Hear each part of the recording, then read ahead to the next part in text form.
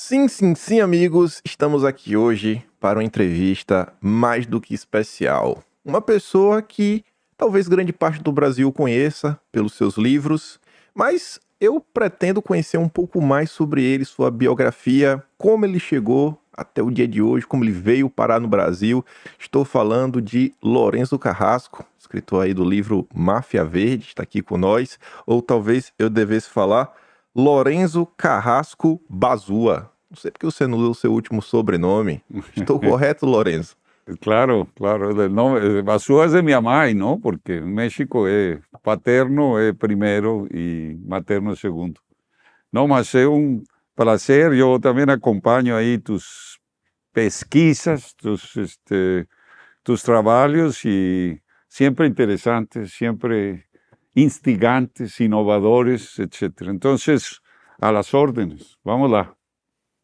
Então, só para falar um pouco rapidamente aqui com o público, gente, Lourenço é um cara que eu não sei nem como descrever o tipo de pesquisa que Lourenço fez ao longo dos anos. Aquelas denúncias extremamente cabulosas e aquelas teorias que no início as pessoas falam, não, isso deve ser conspiração, deve ser alguma maluquice. Só que os anos passam e você vê que aconteceu exatamente o que foi dito. Este é o cara. Por exemplo, se fala muito do Foro de São Paulo. Eu acho que vou perguntar para o Lourenço aqui, mas pelo menos do que eu já consegui encontrar que os setores de inteligência do Brasil o monitoraram na época, a turma do Lourenço já vem comentando sobre isso, sei lá, desde 92, 91 já tem material sobre essa situação. A Rio 92, quando tava todo mundo aí de boca aberta para o que estava acontecendo, para sendo ambientalista, já estava lá o Lourenço criando confusão. E se você acha que a Venezuela hoje tá ruim, Lourenço já foi até preso, hein, Lourenço? A gente vai chegar Sí, lá, pero vamos chegar lá. eso fue en 85, en 84, Pois é. en realidad, porque hubo un libro que publicamos, bueno, la Executive Intelligence Review, que era la revista a la cual yo trabajaba junto con mi mujer Silvia Palacios, ¿no? Éramos correspondentes de imprensa y nos movíamos en Colombia, Venezuela, tal. Y se publicó un libro que se llamó Narcotráfico S.A. Y nosotros estábamos de ferias en Venezuela, porque estábamos trabajando en Colombia, pero fuimos a pasar Natal a Venezuela, y la editora lanzó el libro, que fue una denuncia enorme, ¿no? Es decir, y ahí corrimos peligro, porque en realidad el libro denunciaba familias poderosas en Venezuela, ¿no? La familia Cisneros, que era dona de la Pepsi Cola, y era de las grandes, y dona de los medios de comunicación, un equivalente a Roberto Mariño, es decir, ¿sabe qué? Roberto Mariño está metido en el narcotráfico, una cosa así. Entonces no sabíamos, y fue una cuestión realmente peligrosa. Claro, como éramos jornalistas de una revista internacional, ya habíamos tenido otra experiencia en 1975, entonces en la propia Venezuela. Entonces el gobierno se puso serio, ¿no? Después los delegados aparecieron involucrados en el narcotráfico y tal, así que el peligro fue muy grave, pero esa fue la historia previa a llegar a Brasil, ¿no? Previo a que nos asignaron venir 3 meses a Brasil, 3, 4 meses, ¿no? Que no habíamos abierto los escritorios de la Executive Intelligence Review, la EIR, en Colombia, en Venezuela, en Perú, etc. Y acá era una misión de 4 meses, ¿no? Mas esto era una acción incomprensible, ¿no? Si Brasil no era la misma cosa que Colombia, Venezuela, Argentina. E foi isso Eu queria saber exatamente sobre isso, Lourenço. Eu vejo aqui, ó. Você nasceu em Los Mochis, Sinalda, México, no dia 16 de maio de 1950. Isso aí, o serviço de informação que tem aqui em país é fantástico, não? Olha aí, vai conhecer. Não vou nem falar o nome do pai e da mãe, porque nunca sabe, né? Mas enfim, aqui, você nasceu numa era que, sei lá, era bem analógica comparada aos dias de hoje. Eu não conheço o México, não conheço a realidade do México, mas eu tenho interesse em saber como é que Lorenzinho, que nasceu lá na terra do Chaves, 1950, primeiro, resolveu ser jornalista. E segundo, como é esse processo? Porque acho que você deve ter conhecido o que a turma a EIR era ligada ao Lyndon LaRouche. Então, em algum momento você conheceu, tomou conhecimento desse pessoal. Como foi Ah, todo esse processo, sabe? Esse despertar, esse interesse por essas questões geopolíticas, políticas, econômicas. De onde que parte tudo isso? mira, mis pais eran artistas, ¿no? Mi pai era un arquitecto muy conocido. Si tú ves Lorenzo Carrasco Ortiz, vas a encontrar mucha cosa del periodo de él. Él era, incluso había creado una revista muy famosa, Espacios, etc. Y yo estaba estudiando arquitectura. Mi mamá era poeta. Entonces ya ustedes ven el ambiente que había.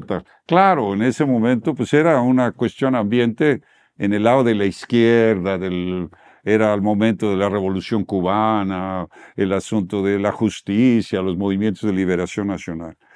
Y yo entré a arquitectura, yo me formé, yo era un alumno, podemos decir, yo representaba a los alumnos en la dirección, no estaba mal, estaba muy bien, es decir, calificado y tal y tal. Más eso que conocí a Silvia por ahí del 71, en ese periodo 71, 72, y ahí la vida cambió. Y sabes que esta no es mi playa. Mi playa es la política. Yo quiero ver cómo vamos a cambiar el mundo, la justicia, tal, todo aquel periodo. Y claro, empiezas a militar en los grupos y había un grupo ahí, pero, decir, maluco, jóvenes que no se querían cambiar el mundo, las teorías, tal. Y con siempre en la crisis de las organizaciones de izquierda, etcétera, siempre en crisis, toda esa polémica, tal. Y ahí conocimos a LaRouche. Eso fue en el 1973-74. Y era muy interesante porque LaRouche tenía una visión de defender el Estado soberano. Mas Y você conheceu o LaRouche no México ou nos no, Estados lo Unidos? conocimos, nos visitamos, bueno, compañeros nuestros y compañeras nuestras visitaron Estados Unidos y ahí estaban todos los grupos, ¿no? Y había, ¿me Entendi. entiendes? El Partido Comunista, los trotskistas, tal y tal, y una persona conocida dijo, bueno, y hay un grupo ahí, de un loco, LaRouche, ¿no? Ah, ese O es el que louco. queremos ir a ver, ¿me entiendes? Entonces, y era una interesante, porque imagina, para mexicano en relación a Estados Unidos, para mexicanos, pues siempre hay una desconfianza, ¿no? Es decir, pues, ¿qué quieren esta cuestión política? Mas él defendía el Estado soberano, defendía que tenía que haber un orden mundial diferente, que tiene que haber un orden económico mundial, etcétera, etcétera. Estamos hablando año 73, 74. El año del impeachment a Nixon, ¿no? Entonces, había una cuestión ahí, el primer jornal que nos publicamos en México, Golpe Blanco contra Nixon, ¿no? Si te vas a investigar más, vas a encontrar cosas del Arco da Velha, es decir, cosas muy interesantes. É curioso, vocês estavam num ambiente todo de esquerda, né? E defendendo o Nixon, de repente, No, de deve ter repente sido um choque. no, Né? exacto, y porque nunca desde el inicio, cuando conocimos a LaRouche, caímos en ese juego de derecha-izquierda, ¿no? Es decir, nos veíamos, es decir, y porque había una revista que publicaba LaRouche en que mostraba que parte del movimiento nazista venía de la izquierda, ¿no? Los hermanos Strasser y todo aquello. Entonces, siempre tuvimos una prevención de no caer en este juego derecha-izquierda, ¿no? Sino de ver el problema más en el contenido, ¿no? Entonces, eso fue formando una conciencia. Claro que empezamos de allá abajo, ¿no? Es decir, a estudiar, tal. LaRouche era, ¿qué era LaRouche? ¿No? Él falleció 3, 4 años atrás. Él tenía una visión de largo plazo. Es una visión de decir, esto en su pronóstico al final de los 50, cuando apenas se mostraba la crisis, ¿no? Es decir, y podemos llamar el momento del asesinato de Kennedy, ¿no? En el que él proyecta y dice, vamos a una crisis de la civilización, ¿no? Tenemos una crisis de la civilización, los elementos que nos llevan es a una crisis tal, que en un cierto sentido se cumple. Lo que está pasando es, en un cierto sentido, un pronóstico que LaRouche había feito, ¿no? Eso ya llegan otras complicaciones políticas de él y porque hay esa ruptura de nós con él, ¿no? Es decir, pero en términos del pronóstico es fantástico, ¿no? Es decir, miren, va a pasar esto, la crisis económica, esto, las naciones, vamos a entrar en proceso, claro. Y atacábamos, por ejemplo, la nueva izquierda, lo que hoy es el LGBT, lo que es la cuestión identitaria, etcétera, porque desde el nacimiento... É o que se chamava de Nova Era, movimento Nova Era. De la nueva era, de la nueva Los era, hippies, pero eso. no, eso fue después, los hippies eran movimientos 50, ¿no? 50, inicio de los 60. Es decir, era la Fundación Ford, la cuestión de es decir, toda la revolución que la Fundación Ford crea en la educación americana y sobre todo la Escuela de Frankfurt, ¿no? Con Marcuse, ¿no? Todo el problema de la sexualidad y la revolución y el sexo y tal y tal. Ese era el ambiente. Entonces, LaRouche participa en el movimiento estudiantil 67-68, ¿no? Toda esa famosa organización, puedes encontrar eso, es SDS, Student for Democratic Society, que fue después los 11 de Chicago que levantaron todo aquel momento del movimiento estudiantil que está creando. Entonces él cuestiona el tema de Marcuse, de la nueva izquierda, y él le posiciona y dice, no, tiene que haber una visión del trabajo. Entonces se crean los comités laborales dentro de la estructura del movimiento. No conocíamos eso. No teníamos militancia en 1968. Nosotros éramos, básicamente todos habíamos participado del movimiento 68, que después termina siendo una grande manipulación, ¿no? Una revolución colorida contra De Gaulle, una revolución colorida contra los estados soberanos, tal y tal. Es decir, vocês participaram em 68 a favor... no, con dentro todo del mundo ali, movimiento, no claro, movimento. si que eras estudiante, que ibas a Sí. estar contra, ¿entiendes? Estabas maluco, ¿verdad? Todo el mundo en eso, ¿no? Entonces, era, podemos decir, pero esto nosotros no conocíamos a LaRouche. LaRouche estaba en su juego, nosotros éramos, todo el grupo que conoce a LaRouche había participado, algunos líderes estudiantiles, ¿no? Importantes, ¿no? No en la Ciudad de México, fuera de la Ciudad de México. Entonces, teníamos conciencia de todo eso, es decir, de lo que estaba pasando. Éramos de las guardias de las greves, no, yo estaba en el final del segundo grado, en lo que llaman allá la preparatoria, ¿no? Antes de entrar a la universidad. Entonces nos toca eso, nos toca la masacre de Tlatelolco, es decir, toda la desestabilización del sistema. Eso venía de fuera.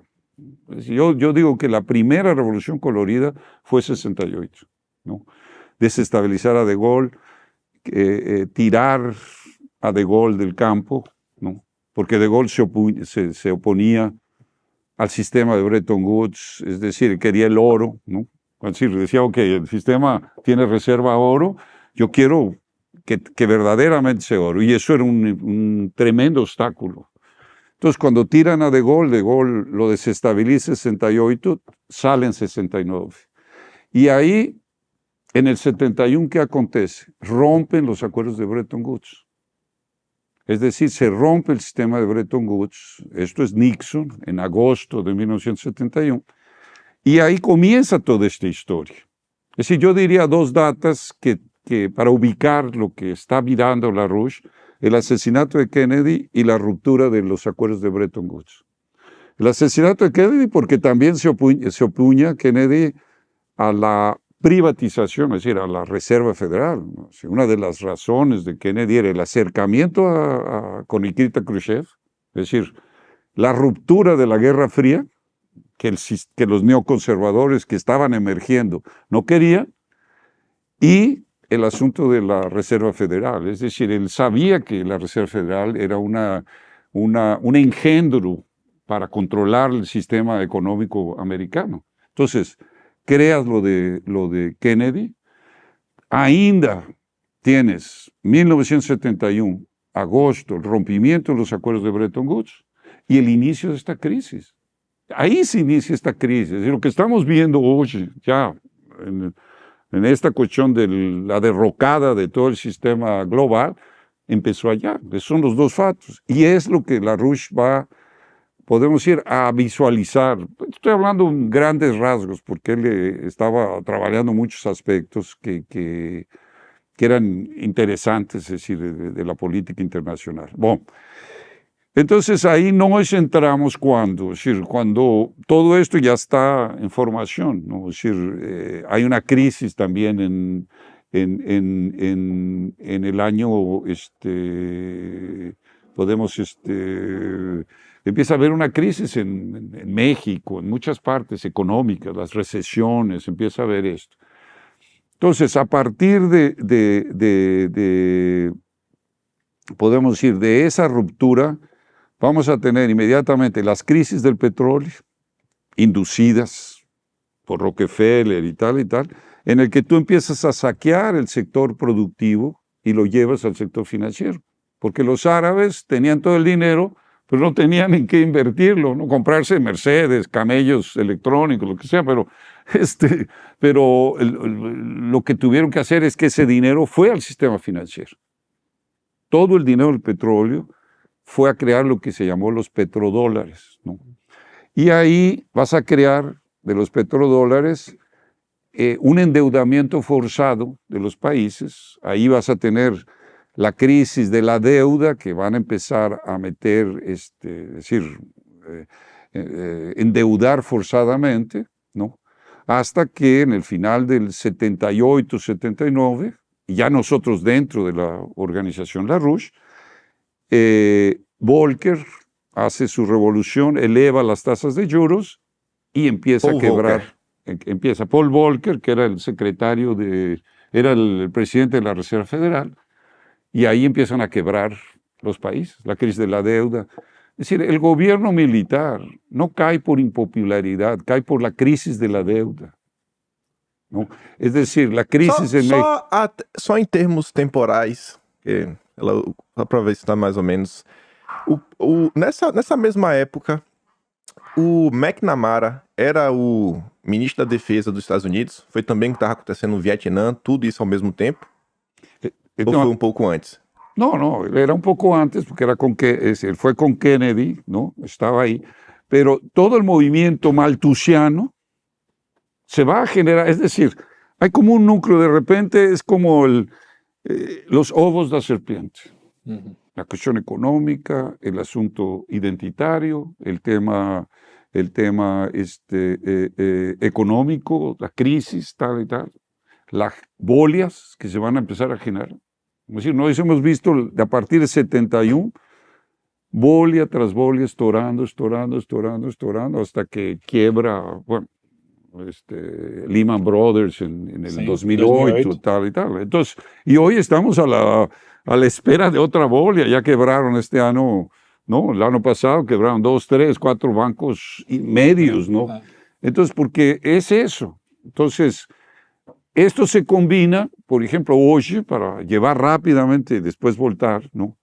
En todo el tema de los mercados derivativos, ahora verdes, con las finanzas verdes, con fondos supuestamente para salvar la humanidad del holocausto climático, todo eso. Todo eso tiene su origen. Crédito de carbono. Exactamente, todo eso tiene, bueno, carbono.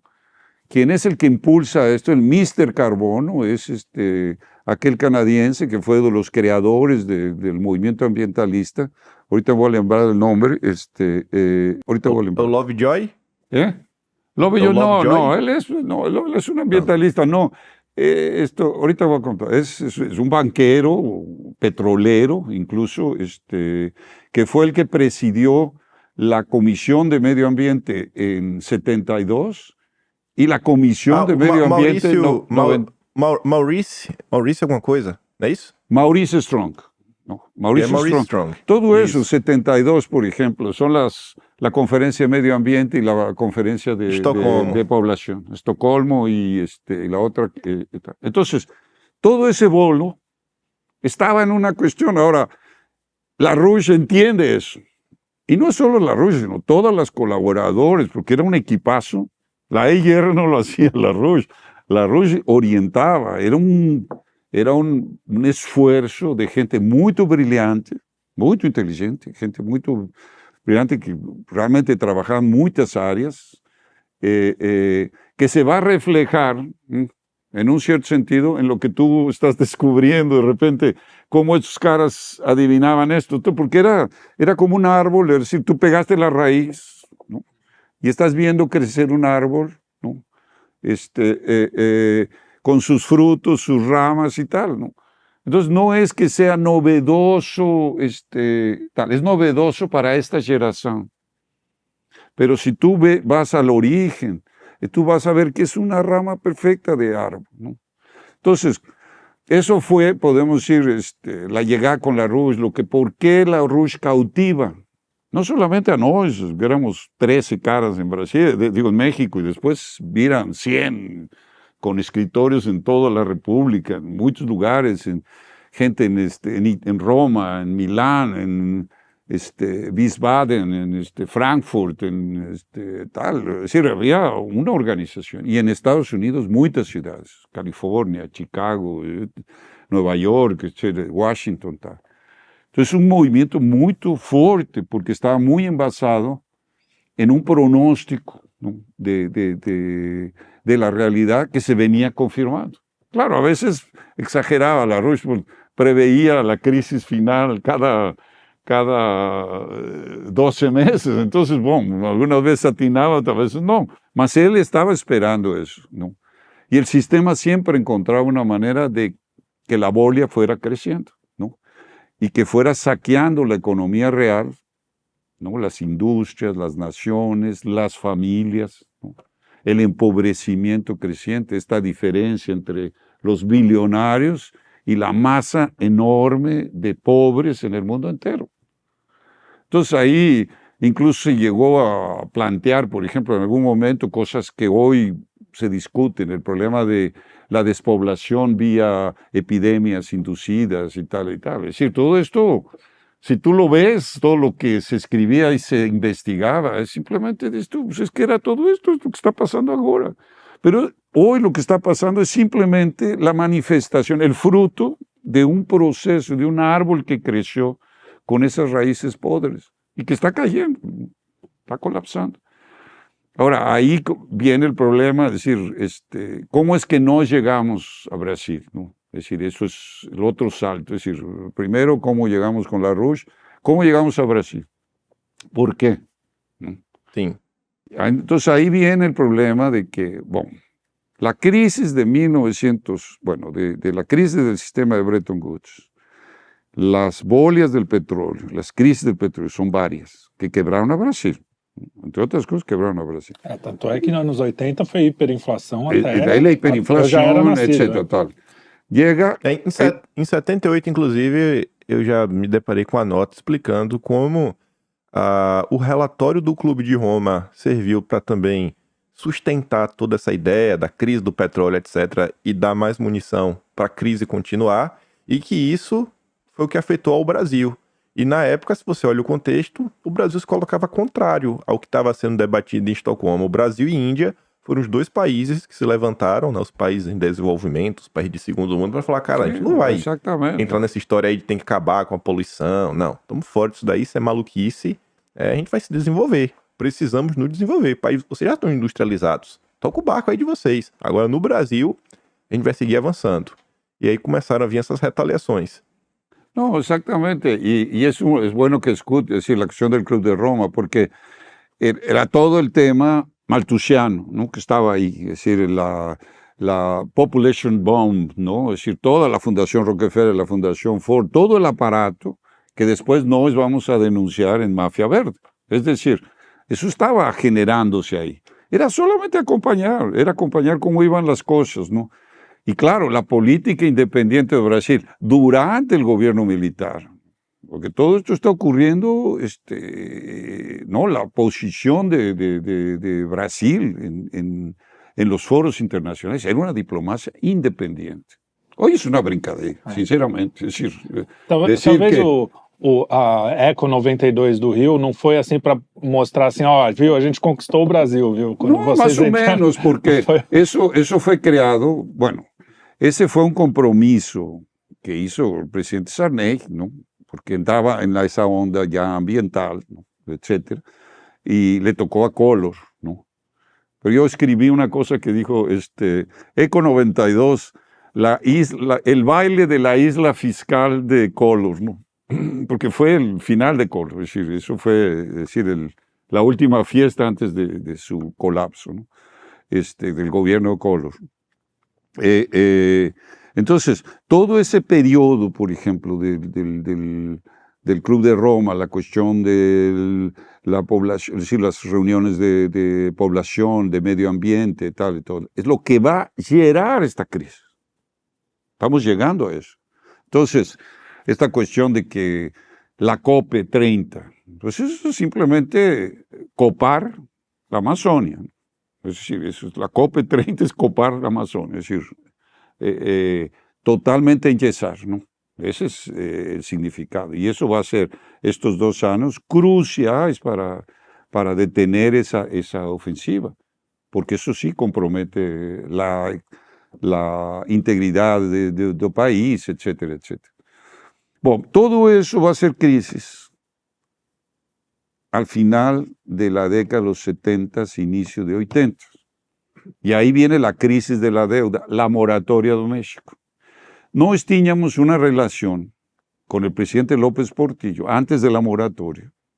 Éramos un escándalo, éramos jóvenes que el presidente recibía, y en México es muy difícil que un presidente te reciba. Pero López Portillo fue amigo de mi pai, ¿no? Es decir, trabajaron juntos cuando estaban mi pai en algunas cosas de patrimonio nacional y eso. Y nos conocía, bueno, y tenía una relación con mi hermana en particular, Maribilia, ¿no? Que aparece, mi hermana Maribilia Carrasco va a aparecer en toda la historia. Y él nos escucha, etcétera, etcétera. El año 82 es un año clave, porque es la guerra de Malvinas y es la moratoria de México.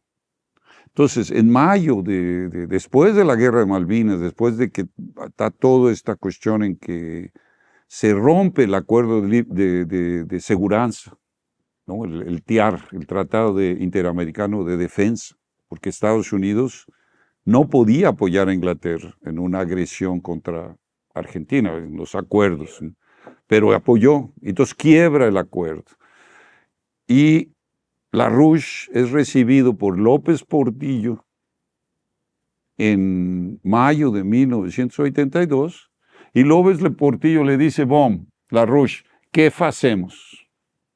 Y LaRouche escribe un documento que se llama Operación Juárez, en el que le dice qué es lo que se tiene que hacer en relación al sistema financiero, tal y tal y tal. Entonces, mucha gente piensa que LaRouche envasó, le dio la base para que López Portillo se moviera. El problema es que López Portillo no tenía no había pensado que México no hay reelección, si son 6 años, no hay reelección, te retiras, acabó. Y él declara la moratoria meses antes de que va a dejar la presidencia, es decir, simplemente ya fue una decisión finalmente, cuando él debía tomar esa decisión antes, ¿no? Pero bueno, eso es una historia. Entonces, ¿qué es lo que pasa? México declara moratoria. Argentina está derrotada en Malvinas. Y Brasil está Delfín Neto y dice, no, Brasil no tiene ese problema de la deuda, no tiene ese problema tal. Y deja México. Entonces tú desmembras una acción que podría haber sido, que cambiaría la historia en relación a los bancos, porque los bancos se asustaron. Tenemos una moratoria en México y sigue Brasil y entra Argentina, ahí acaba el sistema. Es decir, el sistema entra en colapso. Y entonces, no, Brasil simplemente dice no, tal y tal. Entonces no es que estábamos en México y la discusión el nuevo orden mundial, ¿no? Que ya LaRouche había escrito un documento desde 1900, podemos ir 76, 77, sobre la necesidad de un nuevo orden mundial más justo, ¿no? Eso es lo que nos movía, es decir, esas ideas, esa era la militancia, y nos metíamos en reuniones diplomáticas y distribuíamos material, ese era nuestro papel. Pero después de 82, pues todo eso se viene abajo. Es decir, ¿qué pasó? Es decir, está toda esta cuestión y nadie es solidario con ninguém, tal. Y ahí podemos ir, se decide que tenemos que abrir escritorios en Argentina, en Brasil, etcétera, etcétera, ¿no? Y es en ese bolo que nosotros llegamos en 85, ¿no? Después de la cuestión de Venezuela de 84, ¿no? Terminábamos de la crisis, salíamos no, era la Dirección de Inteligencia Política, terrible, aquello eran mazmorras, aquello era de asustar. Y aquí nos venimos a Brasil con la idea de que teníamos que trabajar el asunto de la integración física, que teníamos que discutir las hidrovías, las ferrovías, la energía nuclear, ¿no? Ese era nuestro ideal. ¿Y qué encuentras en Brasil?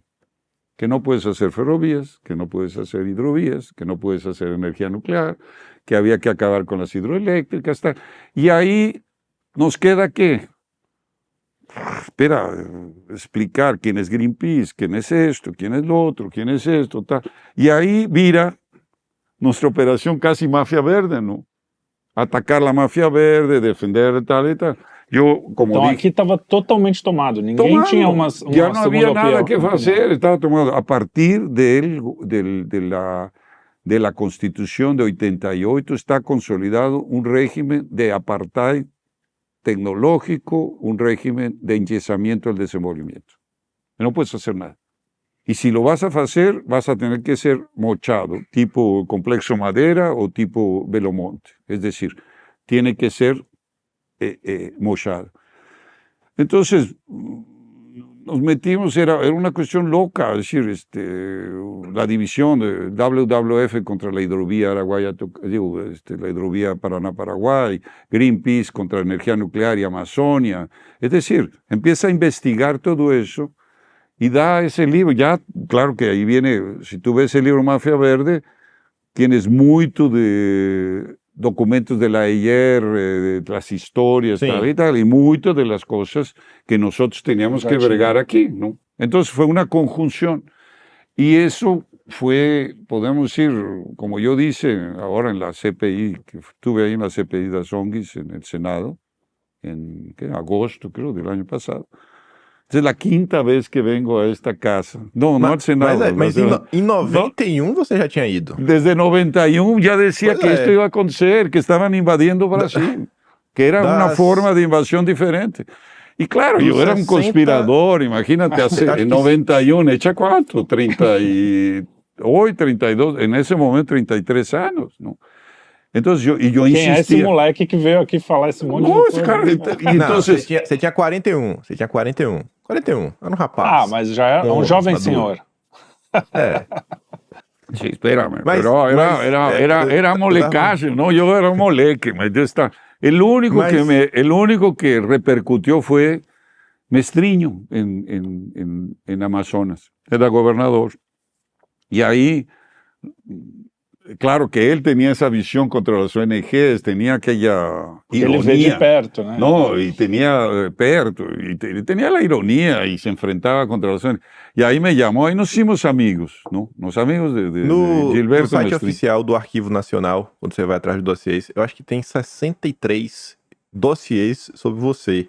Um deles tem 238 páginas, é literalmente o seu depoimento comentado, sabe? Tem o seu depoimento na CPI de 91 e sei lá quem foi que escreveu, né? Foi o SNI da época, o Estado Maior, eles comentando, tentando trazer contexto do que você está falando, e eles vão falando, olha, o cara que tá falando isso daqui, que depois disso daqui é Lourenço Carrasco, é um cara que no final já falou de MK Ultra, já falou disso aqui, já apontou que a CIA fez isso, que a CIA fez aquilo outro. Eu falei, meu Deus do céu, velho, Lourenço tá sempre envolvido numa treta, que viagem é essa?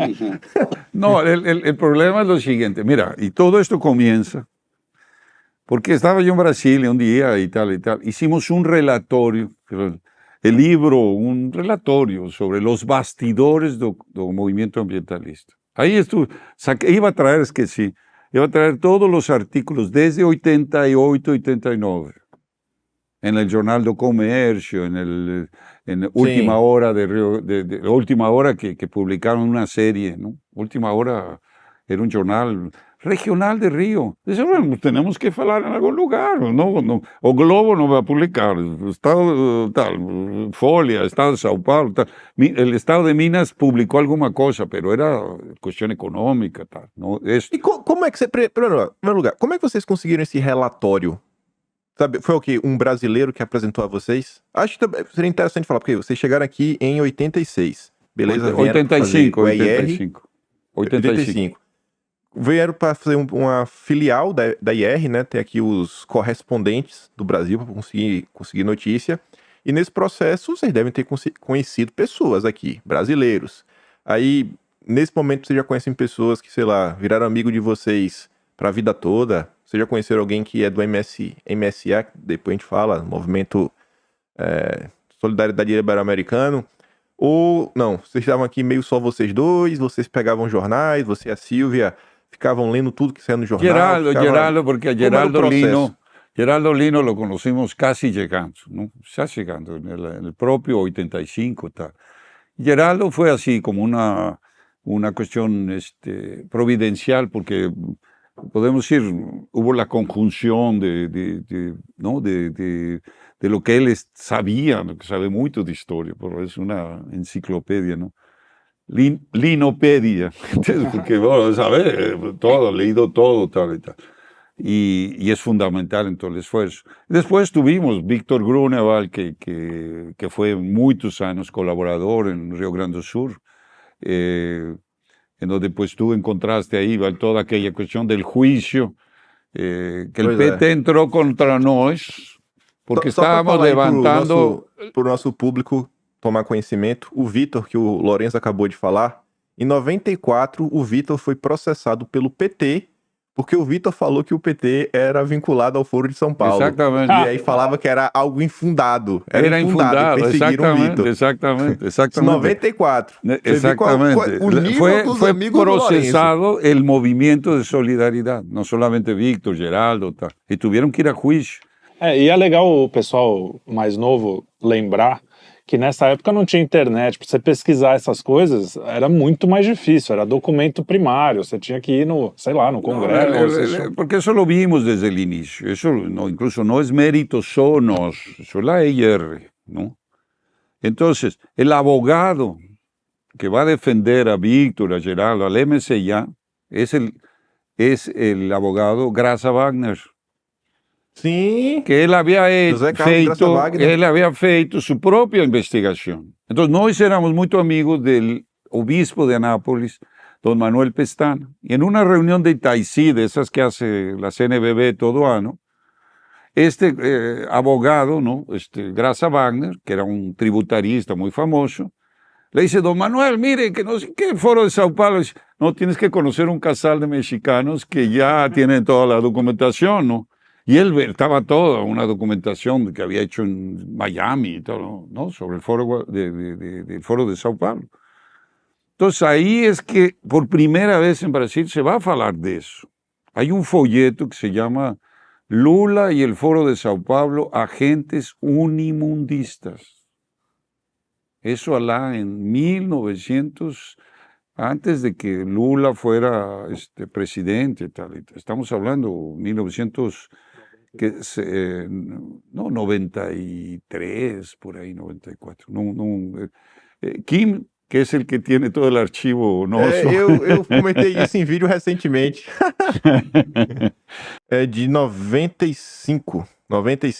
Isso, por aí, nesse período. Primeira o Lula só foi ser presidente de 95. O Lula só foi ser presidente em 2002. Ou seja, no, 7 anos antes. No, eso ya decíamos todo el problema de qué venía, de dónde venía, etcétera, etcétera. Eran las comunidades de base, la teología de la libertación, de ahí venía Fray Beto, que era el gran asesor, aliás, el que reconstruye a Lula después de la derrota con Collor, porque Lula quedó arrasado y ahí Frei Beto tuvo un papel importante, incluso para levantar, ¿no? Porque... Mas, ó, você está falando do Lula, a oposição ao Lula era o Clube de Roma, porque era o Fernando Henrique, era... Então... No, y no era oposición, porque mira, então, el problema es que no muito... siempre asociamos Foro de Sao Paulo al diálogo interamericano. Quer Quem dizer, desculpa, introduz... é de junho de 94. É de 94, é um ano antes. Entonces, el problema no es que Fernando Henrique Cardoso y Lula no son fenómenos diferentes. Sim, não, exatamente. Não, mas é isso que eu estou dizendo, a gente não tinha muita saída. Fernando Henrique y Bresser Pereira son fundadores do PT. Es decir, era la USP con Pablo Evaristo Arns. Entonces, tú dices, tal, eso lo seguías, eso estaba en el público, tal y tal. El Foro de Sao Paulo lo crea Fidel Castro y Evaristo Arns. El PT entra porque Evaristo Arns es el que tenía el contacto con Fidel Castro. Entonces, esto era la teología de la liberación, que después va a aparecer con los zapatistas, aquel obispo Samuel Ruiz, se reunían aquí, todos esos que querían hacer la revolución socialista y tal, entonces se reunían aquí. Claro, cuando tú dices, bueno, el diálogo interamericano entra. El diálogo interamericano se crea después de la guerra de Malvinas, porque se rompe el orden hemisférico. Los Estados Unidos, al apoyar a Inglaterra, rompe el Estado tal. Entonces hay que reconstruir. ¿Y quién lo va a reconstruir? Es el diálogo interamericano. Es el que va a reconstruir supuestamente ese orden que se había roto en 88. Entonces, el diálogo interamericano, que es Rockefeller, que es una especie de comisión trilateral para América Latina, va a ser llamado, entre otros, ¿no?, principalmente el presidente, Fernando Henrique Cardoso, el senador. ¿Y quién había apoyado al senador Fernando Henrique Cardoso para la elección? Lula. Y Fernando Henrique Cardoso abre el diálogo interamericano a Lula. Antes de ser presidente, Lula es miembro del diálogo interamericano. Y le abre las puertas. Cuando ele vira Paz y Amor ali. Exactamente, le abre las puertas para que el establishment americano aceite a Lula. Eso es Fernando Henrique. Y él abre toda la diplomacia para que Lula llegue con ese espacio de... Entonces, claro, eso está vinculado ¿a quién? Al Partido Democrático. Hoy día, a Biden, a la familia de Clinton, ¿no? Tanto Hillary como Bill Clinton. Es decir, todo eso, ese es el aparato del diálogo interamericano. Es decir, ¿cómo se llamaba? La Woodrow Wilson Institute, ¿no? Es decir, aquella cuestión que llaman del acuerdo de Princeton, ¿no? Que la Universidad de Princeton es fundamental en la inteligencia, podemos decir, que crea toda la cuestión del Foro de Sao Paulo, pero que crea toda la estructura, incluso de la lucha guerrillera, es decir, del terrorismo, del diálogo marxista cristiano, ¿no? Con grupos que estaban, por ejemplo, en Campinas, la cuestión presbiterianos, eran presbiterianos, calvinistas, ¿no? Só para confirmar o que o Lorenzo disse, eu estava aqui olhando, foi em 89, ou seja, muito antes das eleições. Em 89, o próprio SNI tem um relatório confidencial feito aí em questões internacionais, que o assunto é Estados Unidos. Viagem do deputado Luiz Inácio Lula da Silva para os Estados Unidos. E aí, no dia 2 de maio de 89, Lula se encontrou com Peter Bell, vice-presidente do Diálogo Interamericano, que o Peter Bell foi inclusive o cara que arrumou o dinheiro para o FHC fundar o SEBRAP em 69. Exactamente, a Fundação Ford. O Peter Bell era o presidente da Fundação Ford.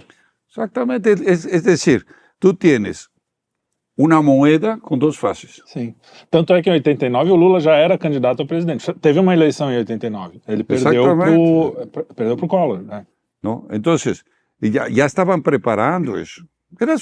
Es decir, cuando tú dices, ¿quién está apoyando, por ejemplo, toda la parte identitaria del PT? La Fundación Ford, es el diálogo interamericano.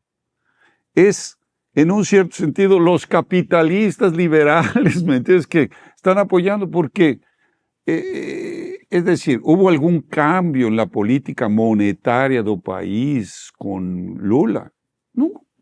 Puso a un cara que era el presidente del Bank of Boston, de los que Brasil era deudor, como presidente del Banco Central, que era Enrique Meirelles. No, Arminio Fraga. No, Arminio Fraga con Fernando Henrique. Ah, ¿no? foi com Fernando No, Henrique, é. Pero Lula coloca... Mas também é da mesma turma. De la Arminio misma era. cosa. Es decir, Arminio Fraga, socio del fondo Quantum de George Soros, ¿no? Es decir, espera, esto es lo mismo. Entonces, esta cuestión de que uno derecha, otro izquierda, tal, es para confundir. Porque quien está dominando el proceso es el sistema financiero, es la Fariña Lima. Y se conforma, entra aquí, sale Pablo Guedes, entra el otro, tal y tal. Es decir, la política continúa hasta que esto explote, porque eso va a llegar un momento en que eso no se sustenta. O Collor foi acidente? Não estava na turma? Collor porque la gente estaba queriendo algo nuevo, ¿no? Entonces Collor, joven, diciendo vamos a la corrupción, los privilegios, tal, porque era verdad, pues ahí están los privilegios que hay en el país, ¿no? La diferencia entre el salario normal de la economía y los salarios de judiciario. Tanto que ele falava dos marajás. ¿No? Exactamente, y eso fue lo que pegó. Ahora, él no tenía idea, decir, hizo lo mismo, ¿no? Llamó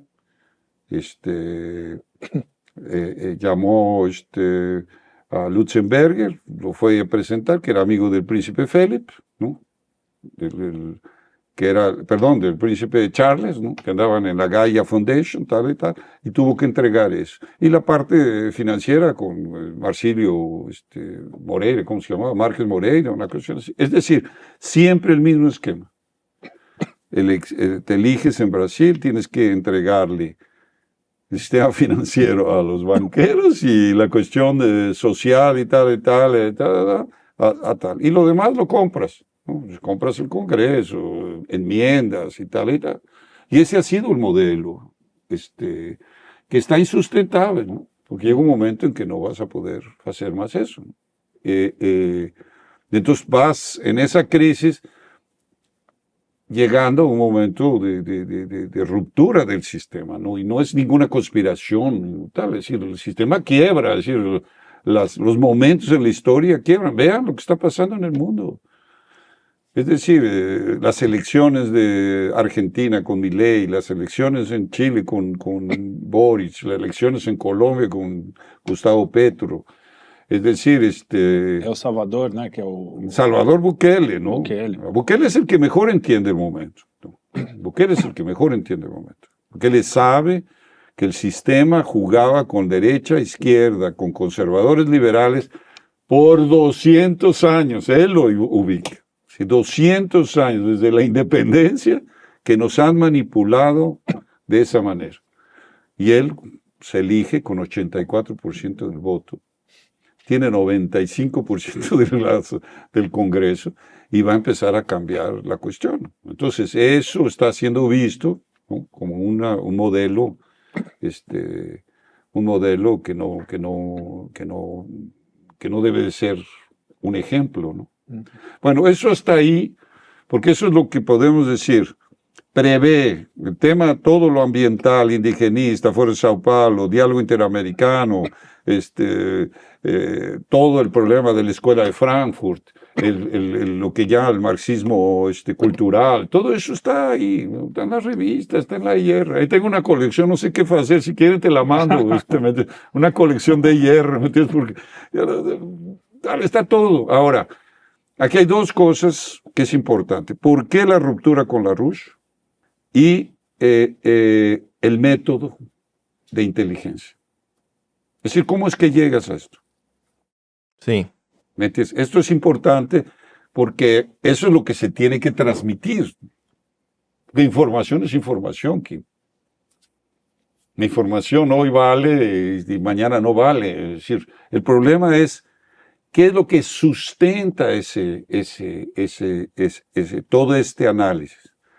Y eso es lo que la Russia contribuye con toda su visión, podemos histórica, con todas una serie de cuestiones que tienes que corregir porque él es un calvinista que tiene toda una herencia, podemos decir, calvinista, cuáquero, ¿no? Es una familia cuáquera, tal y tal, que va a contaminar algunos aspectos de la historia, sobre todo en relación a la península ibérica, sobre todo la cuestión ibérica y por lo tanto a Neuss en términos culturales. Es decir, y eso fue una de las razones, ¿no? Pero fuera de eso, él tiene toda una discusión que después ya falé aquí con Felipe y tal, que tenemos que abordar, que es la cuestión de la economía física, porque esa es su gran contribución. Es cómo funciona la economía, cuál es la fisiología de la economía para que haya sanidad sana. Ahorita no está sana. Não. Hay que ver por qué no está sana. Es decir, Uma economia que a produção não significa quase nada. Quem ganha dinheiro é quem... Exactamente. Aquí es ganar dinero en el mercado financiero, ¿no? Tal. Entonces, él hace ese análisis y podemos decir, nos da los elementos para poder ver atrás de los bastidores. Tú imagínate que estamos analizando partículas elementales. ¿No ves? Boyuf. Tú estás viendo qué reacciones va a haber. Ahora se combinó dos átomos y salieron electrones y acá protones y dio otro elemento. Bueno, tú tienes que ver sin ver, tienes que decir lo que está pasando en esto que no vemos es esto. Y sales hipótesis, y ahí vienen hipótesis de partículas elementales y todo eso. Entonces es una ciencia. Entonces tú, por ejemplo, no ves lo que discute, ¿me entiendes?, en privado la élite financiera, ¿no? Por ejemplo, que crea Ucrania. Tú no ves, es decir, tú dices, ves las consecuencias. Pero ¿qué es lo que está pensando? Es como tú tener una órbita, ¿no?, en que tú prevés, ¿no?, por curvatura del espacio, es decir, debe estar pasando esto. Seguro pasaron y discutieron esto, ¿me entiendes? Entonces es una arte casi de adivinación, ¿no? É como um médico, né, que vê o sintoma e tenta Exactamente, dice, no, está pasando esto. Es decir, tú no lo ves, pero por la curvatura de los fatos que tú estás analizando, dice, no, esto es, ahí tú formulas una hipótesis. Van a fazer isto. Aí tu prevês. Eu sei, eu entendo o que você tá falando, assim, ó. Longe de mim querer bancar de arrogante, soberbo, etc, tudo mais, mas eu acho que eu já faço há um certo tempo algumas coisas, que em determinado momento eu já tenho sabe aquela sensação que tem algo errado. Por exemplo, eu pego uma notícia do Estadão, aí eu olho o jornalista que escreveu, aí eu já falei, esse nome aqui tá estranho. Esse nome não parece que nasceu em Feira de Santana, no interior da Bahia. Esse cara parece que tem um nome assim meio gringo.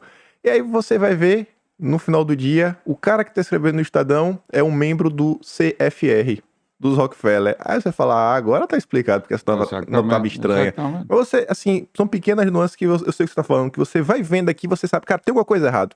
Eu não preciso nem terminar o texto para saber que tem algo errado e para entender que isso daqui é uma peça de propaganda com foco em alguma coisa. Ou então, você pega uma matéria da Folha de São Paulo esses dias, eu tava me questionando, nossa, por que a Folha de São Paulo quer vender a ideia pro Brasil que tem que tributar a água do subsolo? O Brasil tem tanta água, pra quê? Aí na letrinha pequena, no final da nota, tava, essa nota é em parceria da Folha de São Paulo com a Open Society Foundation, que é do Jorge Soros. Aí você fala, óbvio, porque o brasileiro não tem nenhum interesse do que tá acontecendo na Califórnia. Ele quer saber Centro-Oeste, Norte, Nordeste, Sul, sabe? Não faz nenhum sentido. E aí você começa a ver as mesmas pessoas, as mesmas figuras. E quando você vê, cara, essa pessoa tá no meio, mas pode ter certeza que tem alguma confusão?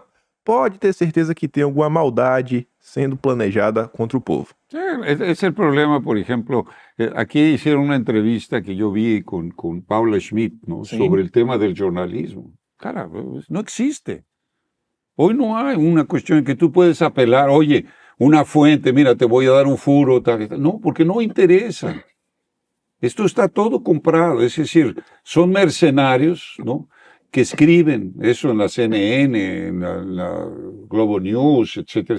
De repente hay alguien que tenga una cierta dignidad, que expresa una opinión que está fuera de los del patrocinio, ¿no?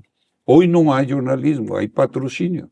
Sí. De las cuestiones. Entonces tú tienes un horizonte, ves una editorial de Estadão o de Folia y tú dices, esto se la dictó el Departamento de Estado, esto se lo dictó este sector, es decir, si tú estás hoy, y eso, deja de decir, esto nos da una ventaja tremenda.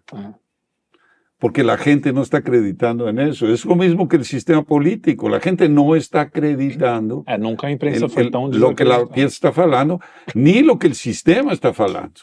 Tú tienes una crisis de representatividad, es decir, lo que está pasando políticamente en el continente, en todo, de Argentina, Chile, Ecuador,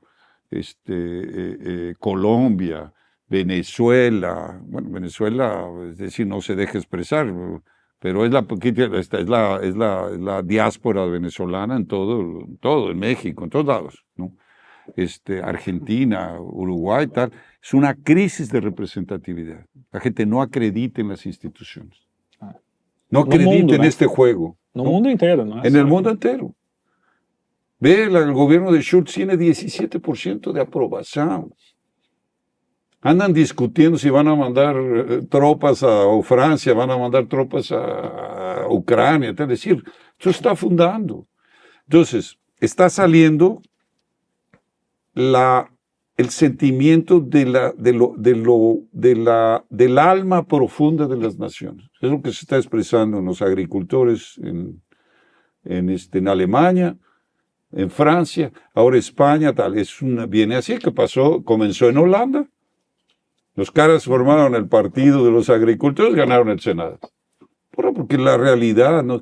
¿Tú crees que un agricultor en el interior de Europa va a estar preocupado con la agenda identitaria? Sinceramente, ¿me entiendes? Es decir, todo lo que está en la prensa en París o en León, o tal vez no les interesa. Es decir, y es la mayoría de la población. Lo mismo que se está expresando aquí.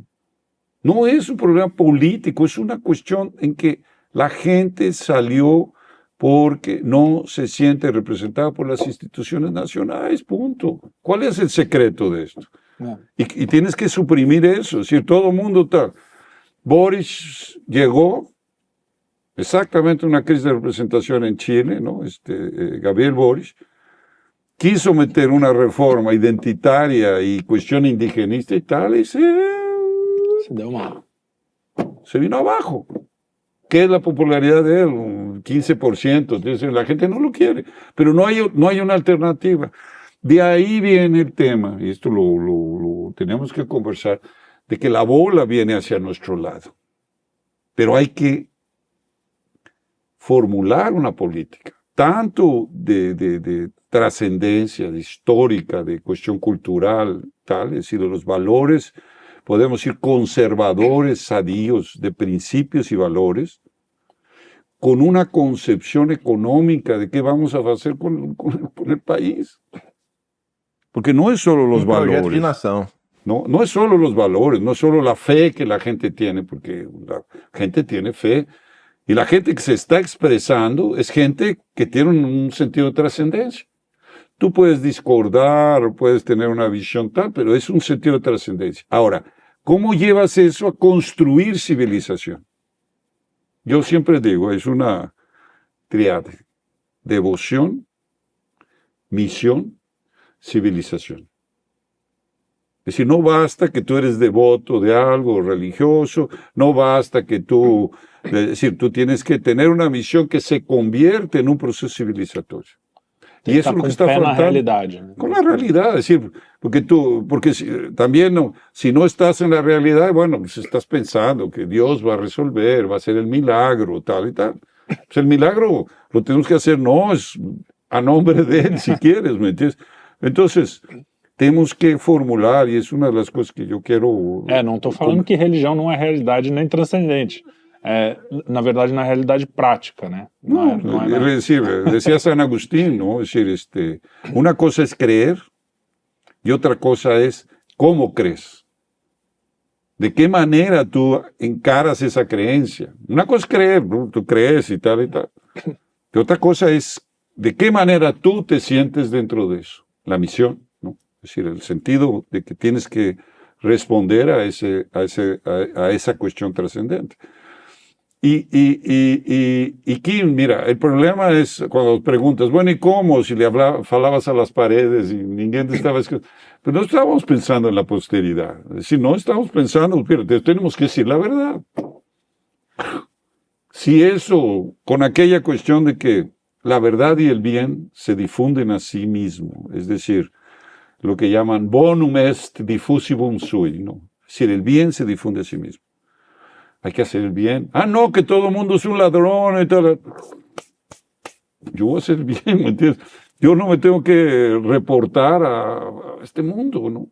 Es decir, entonces, eso es lo que nos mantuvo, ¿no? Y nos mantiene, ¿no? Es decir, señores, viene un cambio. No sé si lo vamos a ver, pero esto no va a perdurar. Esto no va a perdurar. Entonces, eso es importante y eso lo tenemos que elaborar. Es decir, el método de cómo conoces, el problema civilizatorio.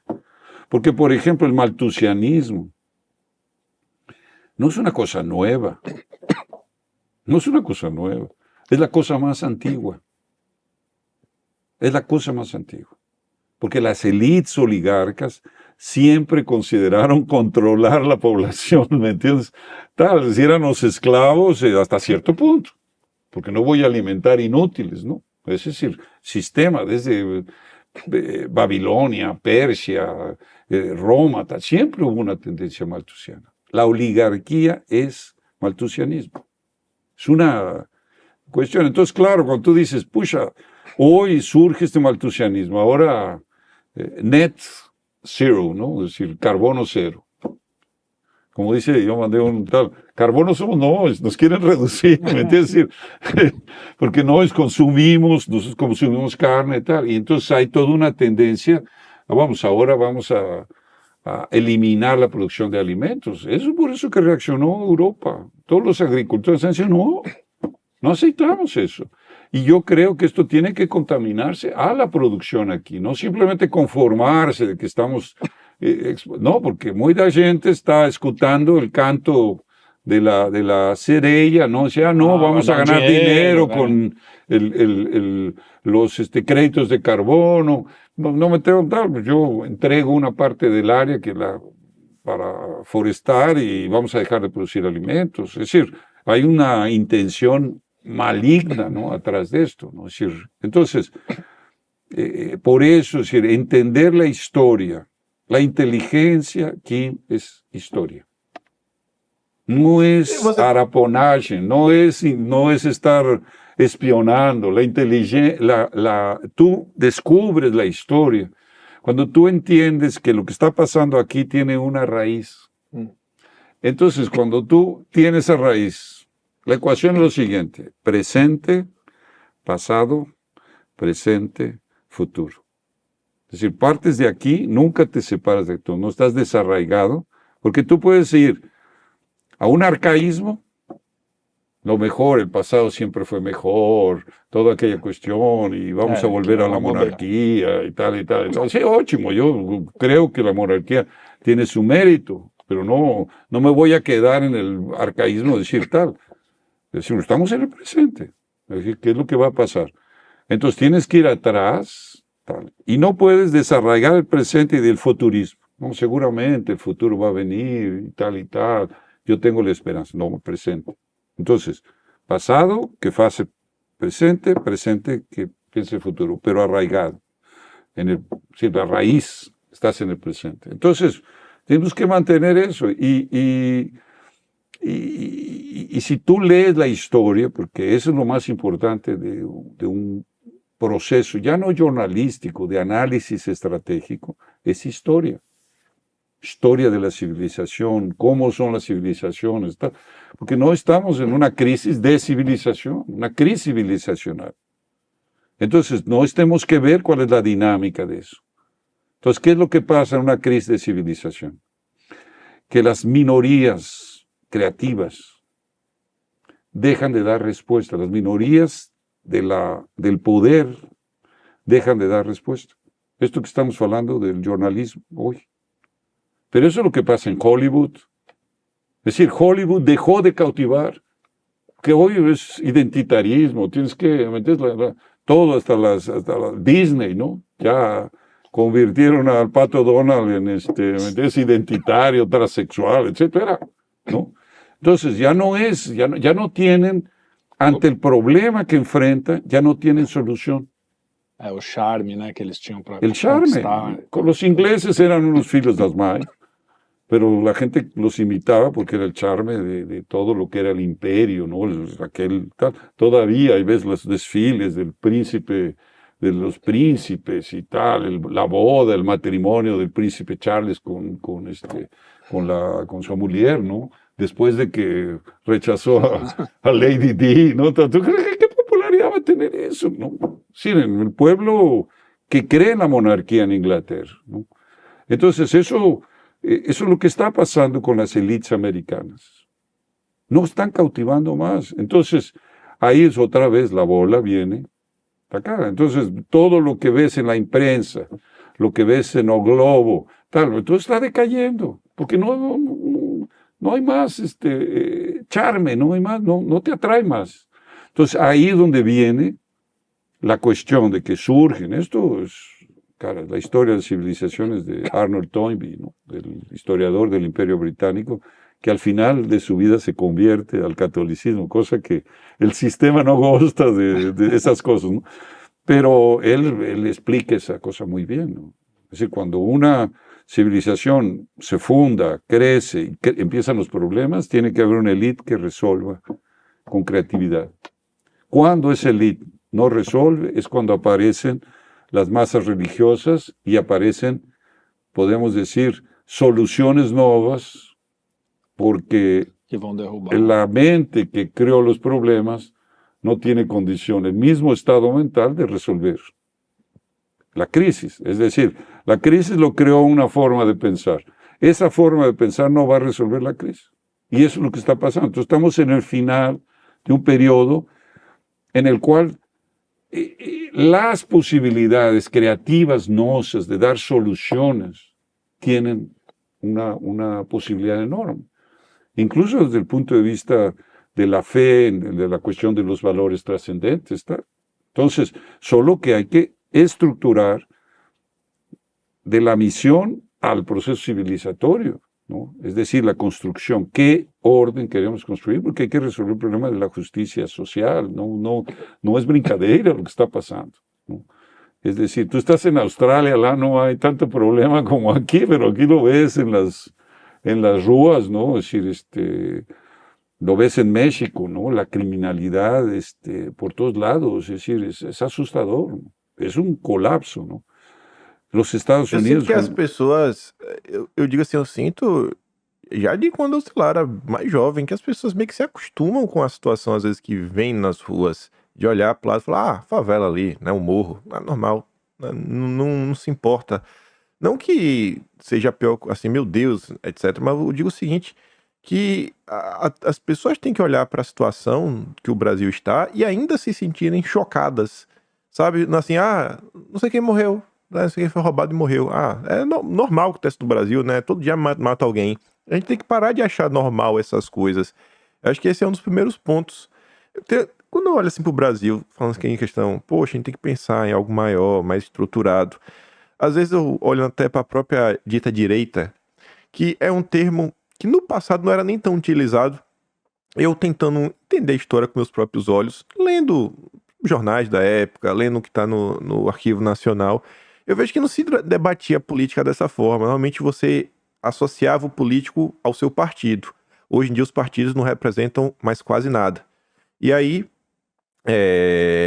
você pega essa nova direita que tá aí, às vezes eu fico olhando o seguinte, que as pessoas, às vezes elas ficam presas em alguns dogmas, como se aquilo ali já tá calcificado, a gente não pode nem discutir isso daqui, vamos pegar esse pacote e vamos botar para frente, mas também, na esquerda, na dita esquerda também nem se fala.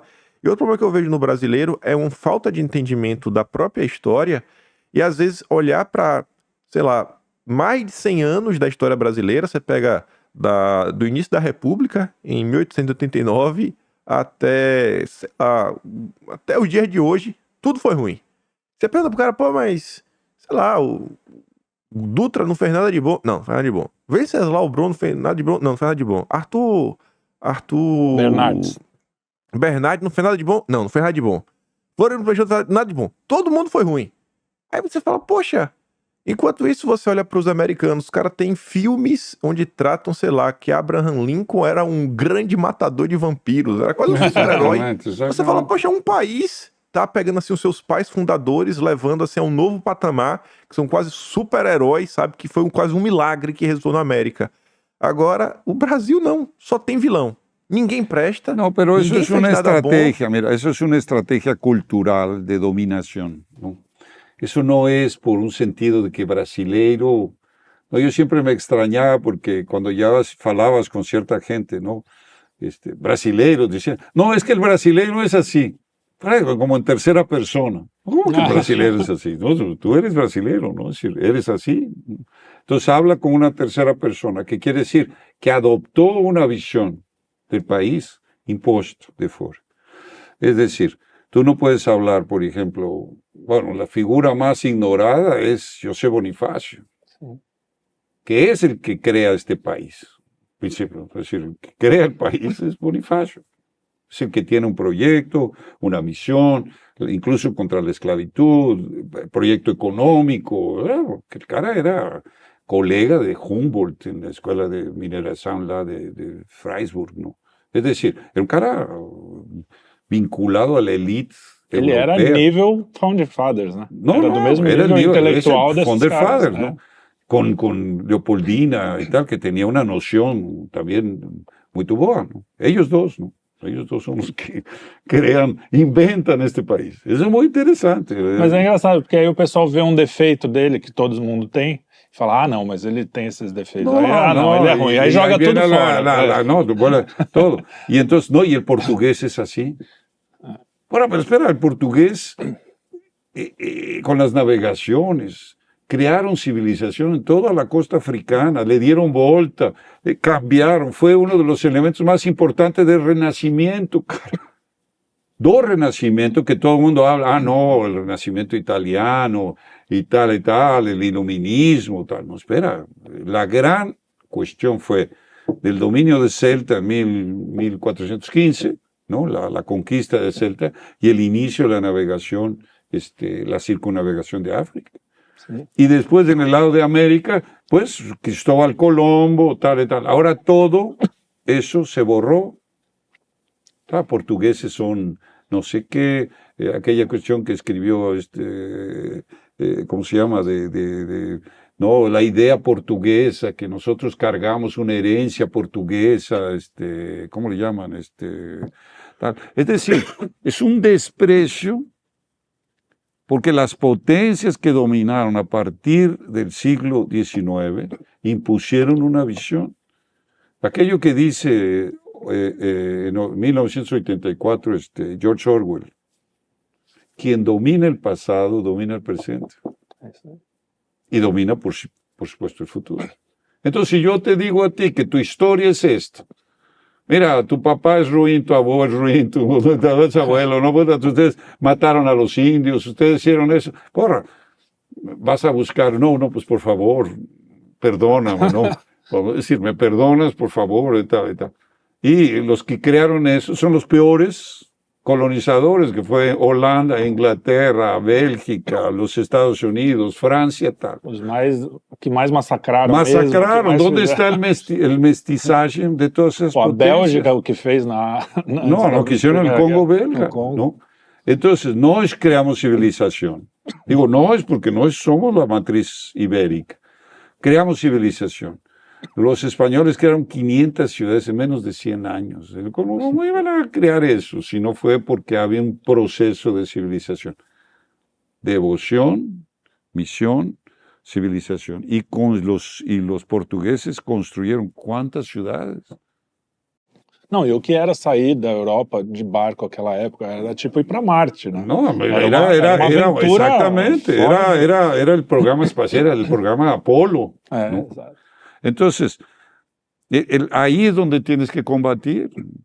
Es una de las cosas que vamos a... Por eso el movimiento de solidaridad iberoamericano, es decir, eso es... Y ahora que todo ese sistema de dominio está cayendo, es el momento que no tenemos que volver a decir, nosotros no somos eso, no somos ibéricos, y venimos de esto.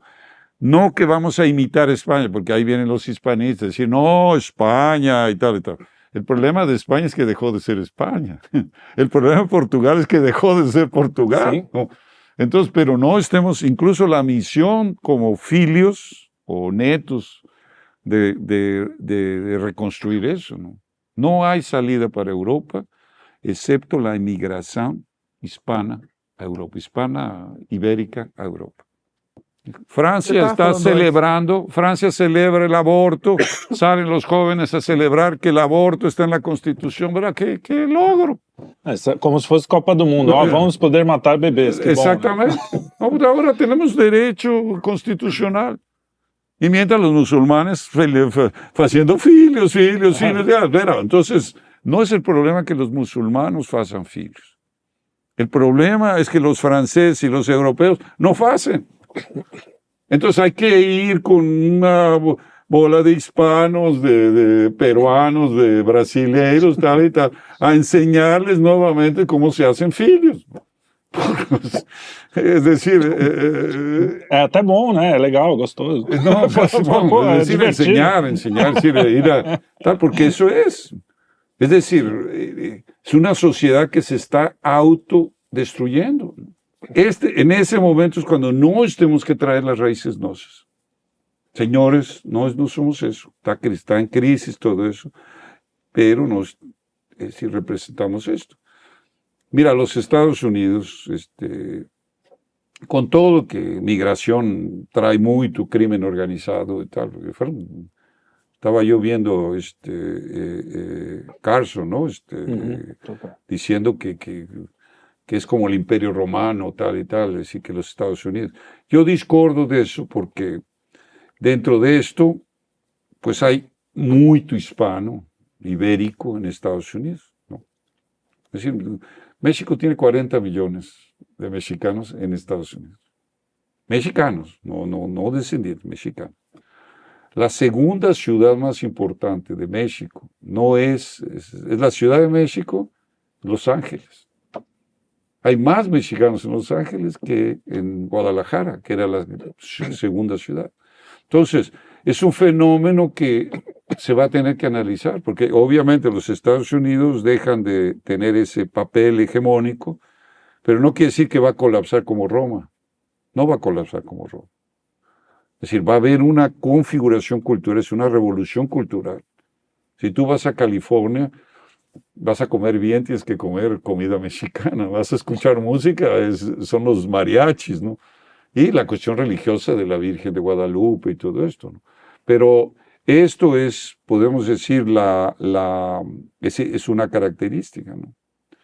Y eso es lo que tenemos que trabajar, esa cuestión de principios y valores trascendentes, combinados hacia un programa de economía física, de qué vamos a hacer con la economía.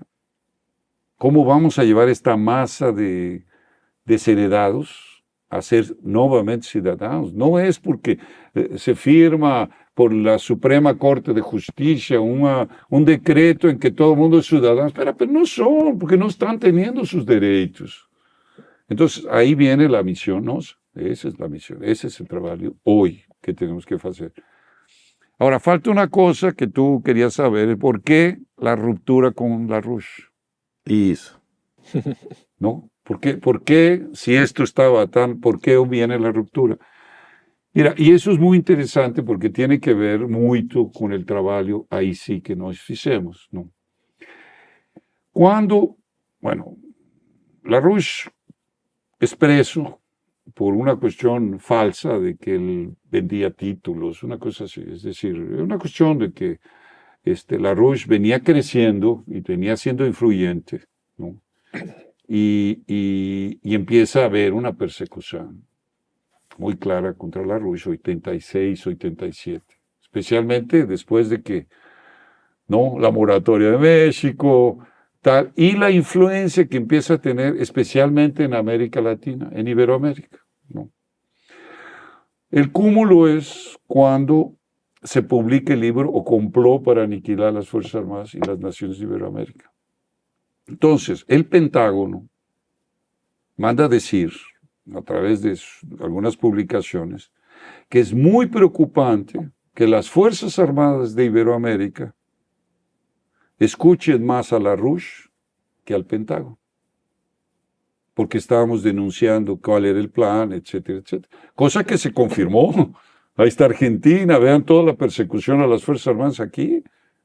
Aquí ha sido, ¿me entiendes? Es decir, a desmontar. Eso, Fernando Enrique. Eso es el diálogo interamericano. Someter las Fuerzas Armadas al poder civil parece bonito, mas era tirar la misión de las Fuerzas Armadas en la construcción del país.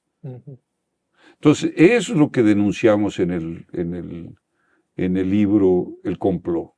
Nos lanzamos ese libro en el año 97.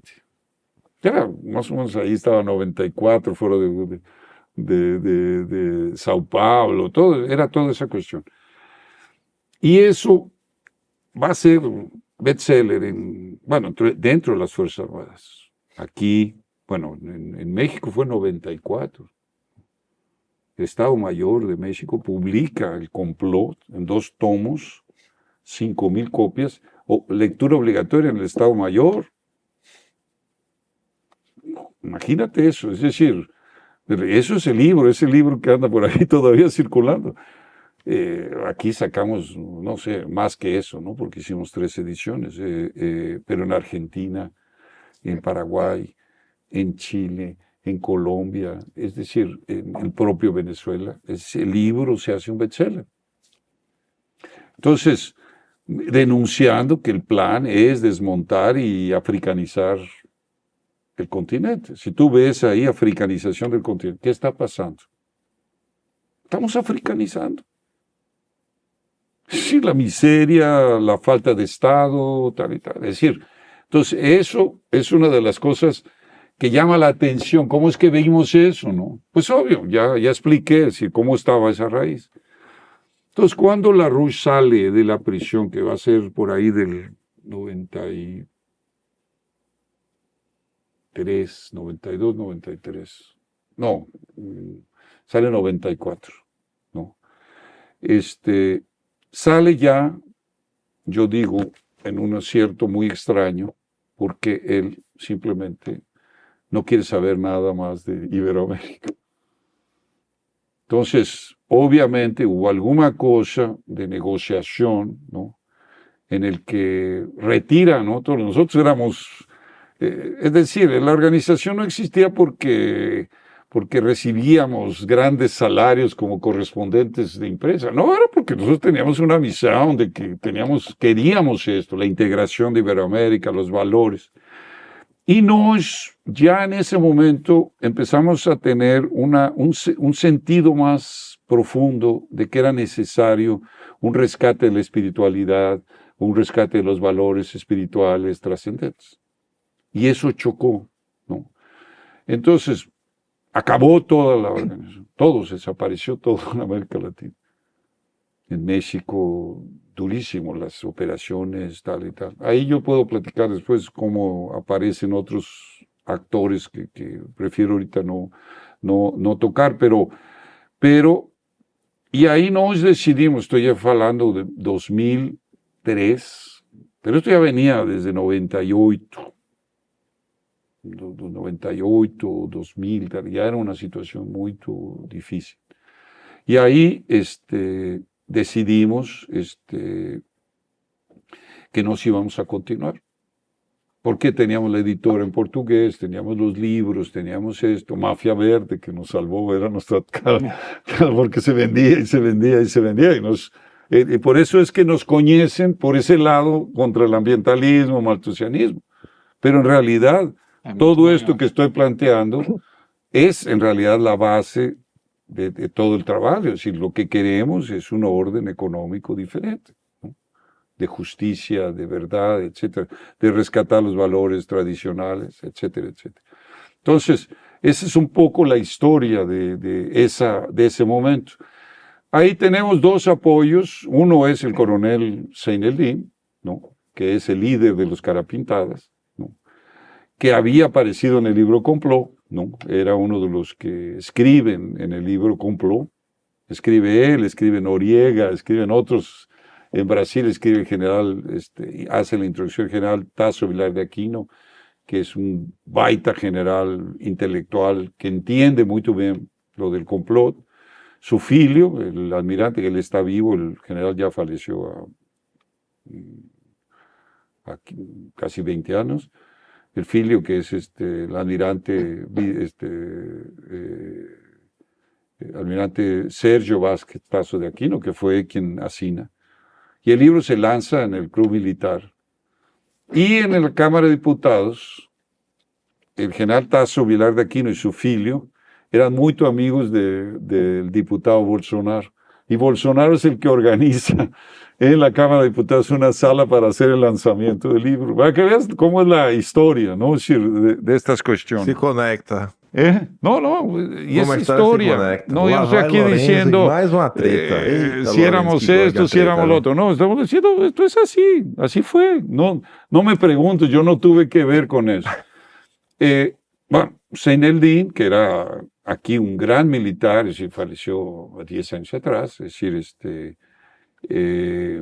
se hace una campaña para libertar a Seineldin. Estaba en preso por las operaciones, es decir, eso, él le dice, los brasileños me tiraron. ¿Y quiénes son los que van a asesinar? Bueno, un monte de generales y oficiales pidiendo la libertad de Seineldin.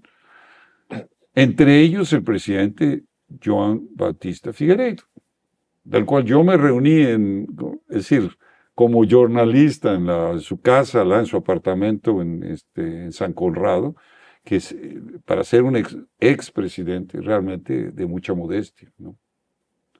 La seguridad de él era el corredor saliendo del elevador, ¿no? Entonces, y tuve una reunión muy larga, con unas 3, 4 horas de mañana, y me volvió a citar al día siguiente en su casa y me platicó mucha cosa que después podemos conversar sobre la historia, tal. Yo le pedí que escribiera, que grabara, tal, ¿no? Que él estaba muy sentido con Geisel, porque Geisel escribe y lo trata mal en la biografía de Geisel. Entonces, él no quiso hacer nada. Entonces, fuimos y visitamos, por ejemplo, a Seineldin. Lo visitamos con el doctor Eneas, que era en un momento muy amigo mío, ¿no? Cuando él habla de Soros y la cuestión de la legalización de drogas, pues nosotros éramos los que... Era la EIR. Mas como que vocês conheceram o Enéas? Porque é o vídeo clássico, né, do Enéas no ratinho, pegando a revista, a EIR, aí ele sacode. Por que esta revista daqui? Essa revista é internacional. No Brasil, em inglês, só 200 pessoas compram. Por favor, é o Executive Intelligence Review, essa revista. Essa revista mostrou, em 29 de agosto do ano passado, quem comprou a Vale do Rio Doce. Claro que os senhores não sabem, porque a imprensa podre não mostrou. Quem comprou foi o senhor George Soros, mega especulador mundial. Executive Intelligence Review, tá aqui, ó. George Soros está comprando a Vale do Rio Doce. Exactamente. E o Enéas já estava usando o material era narcotráfico. De no, eso. Nós conocimos Enéas, yo lo conocí, no sé de qué manera nos acercamos, yo no me estoy lembrando bien, pero muchas de las ideas de la economía, de lo que tenía que ser la economía nacional, etcétera, fue discusión que nos teníamos con él. Y LaRouche, estando preso, ¿no? Es decir, la esposa de LaRouche vino aquí y se reunió con Enéas en toda la operación para pedir la libertad de él, etcétera, etcétera. Entonces fue así que conocimos, ¿no? Y yo viajé varias veces con él. Ese era un mito, ¿no? Ese era entonces llegabas en cualquier lugar, ¿no? Es decir, con toda su excentricidad que tenía, ¿no? Pero pero tenía ideas, y nós platicamos muito essas ideias. Por exemplo, o Sistema Americano de Economia, não Hamilton, cara e tal, e ele falava, não, em suas conferências, tal. Viajé, es decir, en varios momentos aquí en Sao Paulo, en Brasilia, viajamos por algunos interiores y fuimos a visitar a Zaineldin, ¿no? Y Eneas quedó simplemente fascinado con lo que son, porque Zaineldin estaba preso, héroe da guerra de Malvinas, preso, es decir, pues supuestamente una rebelión. Pero no una rebelión golpista, era porque él denuncia el orden mundial. Zaineldin se levanta contra el orden mundial, contra el nuevo orden mundial, incluyendo todo el tema ambiental que ya habíamos discutido con él, ¿no?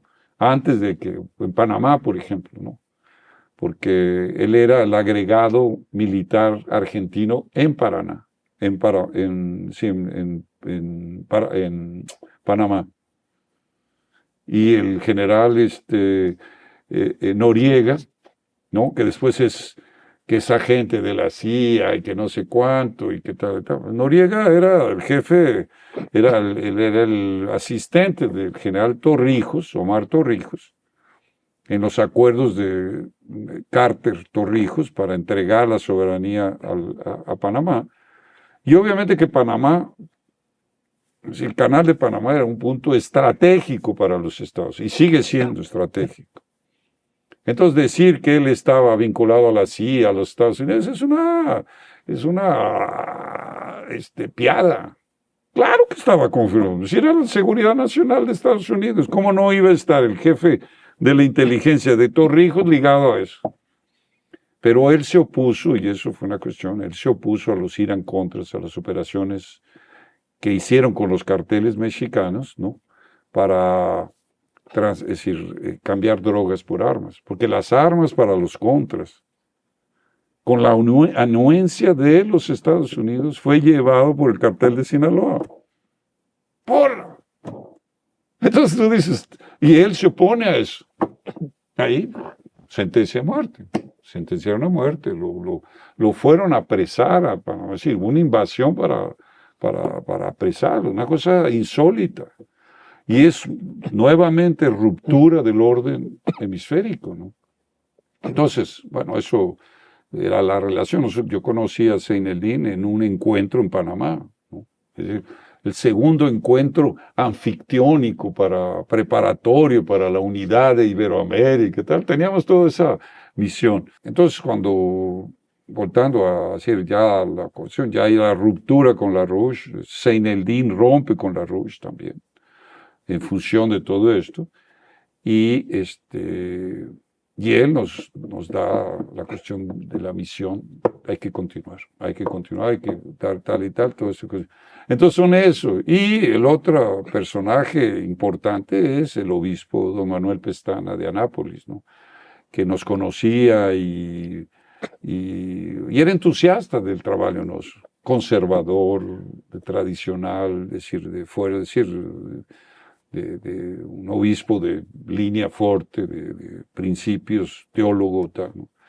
Entonces eso fue lo que nos va a llevar estos 20 años, ¿no? Caminando en esta cuestión, falando a las paredes, como tú dices, ¿me entiendes? Falando, es decir, tal y tal, pero con un sentido de misión. Y yo creo que llega un momento en que este momento se está cristalizando, es decir, estamos, ¿me entiendes? Todo el esfuerzo del quinto elemento, otros factores, están llegando, podemos ir a cristalizar un momento en el que se tiene que buscar una solución, es decir, es algo nuevo, está surgiendo. Es decir, lo importante es que surja una pequeña élite creativa. Porque isso é o que vai ocupar o espaço. O grande problema da direita, que eu acho que o Kim concorda também, é muito contra as coisas, e a gente é contra um monte de coisa, a gente falou aqui, mas propõe pouco, né? A gente tem pouca coisa de propor. E tá na hora, né, da gente amadurecer e começar a propor solução, né? Es decir, porque una cosa es decir, no estoy de acuerdo con esto, otra cosa es dar un sentido de misión, es decir, tenemos que tener esa misión y construir esa misión. Es decir, y ese es el momento. Por eso yo digo, tenemos que discutir el problema de economía física. ¿Cuál es? Porque, ¿qué pasó? El neoliberalismo está colapsando. El marxismo ya colapsó, el socialismo real. Entonces ya viene que el milenarismo de Milei, que el no Estado, tal, eso no va a funcionar. Também não funciona porque a gente vê Google, vê todas as big techs. No, exactamente. No funciona. Entonces, hay una crisis y ahí tú dices, ¿dónde está podemos decir, la pista para discutir economía? Pues está en el sistema americano, ¿no? De Hamilton, de Henry Carey, especialmente Henry Carey, es decir, que fueron los que proponen algo diferente al sistema británico o al sistema marxista, que eso viene de allá, otra vez la historia, proteccionismo del Estado y valores cristianos, que es lo que Henry Carey se llama Harmony of Interest, ¿no? Armonía de intereses. Es que no hay esa cuestión de polarización de proletariado con empresarios, no, es decir, hay una armonía de intereses que el sistema americano mostró. Es decir, es admirable lo que los Estados Unidos hicieron. Já funcionou, né? No funcionó. Y lo imitó Japón en la Revolución Meiji, lo imitó Corea, lo imitó Alemania, lo imitó Rusia, lo está imitando China, ¿no? Independientemente de lo que China significa en términos políticos, en realidad yo pienso que es una dinastía mandarín, ¿no?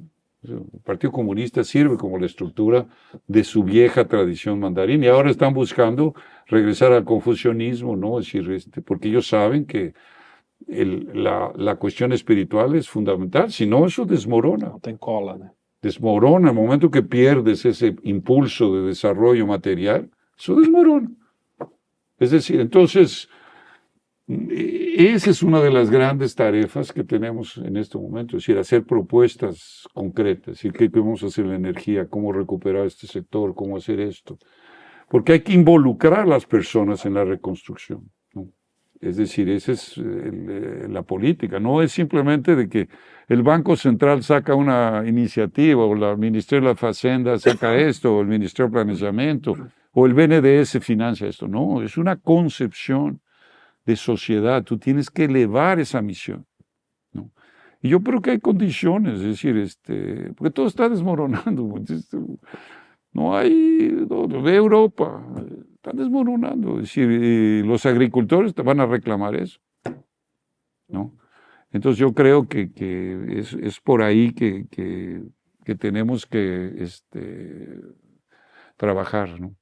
Y el trabajo que están haciendo es fantástico, Kim, es muy bom, ¿no? Yo hasta me siento, digo, bueno, por fin alguien está buscando los archivos, ¿no? Y no has encontrado todo, pero te voy a dejar que sigas buscando, sigas procurando, ¿me entiendes?